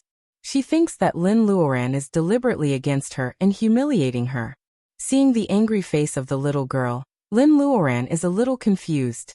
She doesn't know what she did to annoy her. After all, Lin Luoran is too lazy to argue with a teenage girl. She simply goes back to the car and closes her eyes to rest. Mu Feiqiang sees that Mu Qingshan is in a daze again. She is so angry that she stamps her feet. Uncle, can you have your own opinion? You are the manager of the caravan. Look at you. You look down on all women. Warrior Lin seems to be angry, and so is his niece. Mu Qingshan has a headache. However, he is stimulated by Mu Feiqiang's words, look down on all women. Therefore, he decides to follow his heart for once and enter the village. From the guards to the coachman, they all support Master Mu's decision. They eat jerky and porridge all day long. Smelling the fragrance from Lin Luoran's small kitchen, they are almost hypnotized. Farmers are good. Farmers can cook. Therefore, a group of people walks towards the faint light. The grain carriage, loaded with several weapons, leaves heavy ruts on the ground. In the carriage, Lin Luoran is eating a bunch of grapes happily. She doesn't look angry at all. Mu Qingshan just misunderstands her. All the villagers in the village have rested. They are awakened by the arrival of the caravan. Mu Qingshan asks people to give them enough accommodation fees. The wife of the village head organizes many women to get up to kill chickens and wash rice. They also go to the fields to chop cabbages and wash carrots. This is food for more than 100 people. Of course, they will get some tips. Mu Feiqiang's maidservant hands the village head's wife a golden bean. The woman stops a vegetable washer and asks her to boil a pot of bath water for Miss Mu first. Then she gives her a golden bean. Fourth Master Mu's bath water is also available. When Mu Feiqiang is soaking in the hot water, the open space in the village is full of laughter. That was because the guards had obtained permission to have a drink tonight. Since the caravan set out, they haven't had a drink for more than a month. Stewed chicken with bamboo shoots, meat dipped in water sauce, smooth steamed eggs. The tiredness of the journey is gone. Mu Qingshan comes out refreshed and asks them to eat first. He looks at the carriage where Lin Luoran is. There is still no movement after they arrive at the village. Is she still angry? Mu Qingshan plucks up his courage and walks over there. The shadow of the carriage suddenly turns into two. His feet are light and his head is heavy. He faints at once. Master Mu, Master Mu. The guards are all shocked. They draw out the knives in their hands. However, when they protect Mu Qingshan, they find that their hands and feet are sore. They can't hold the weapons in their hands steadily, and they fall to the ground. At this point, everyone knows that they are in a den of thieves. Mu Qingshan raises his head reluctantly. He looks at the village head who seems to be a different person. Soften tendons. How generous. The village head laughs. Master Mu, do you like the hot water? Mu Qingshan's face is even more gloomy when his ranking is revealed. This is not a robbery. They are obviously prepared. The news that the Mu family transported heavy crossbows has been leaked. He doesn't know if his brother is safe. Mu Qingshan is regretting and suffering. Suddenly, there is a scream in the room where his niece is bathing. Feiqiang is still inside. Mu Qingshan remembers what his brother entrusted to him. His face turns pale. You can rob things, but do you want to rape me? You're tuning in to the Li Mei's Wuxia Whispers YouTube channel. We're so grateful for your support, and don't forget to subscribe to join us on this incredible journey through captivating stories. Your generosity through donations truly makes a world of difference, as it's the primary source of revenue that allows me to expand and enhance this channel for you. Thank you from the bottom of my heart for being a part of this adventure.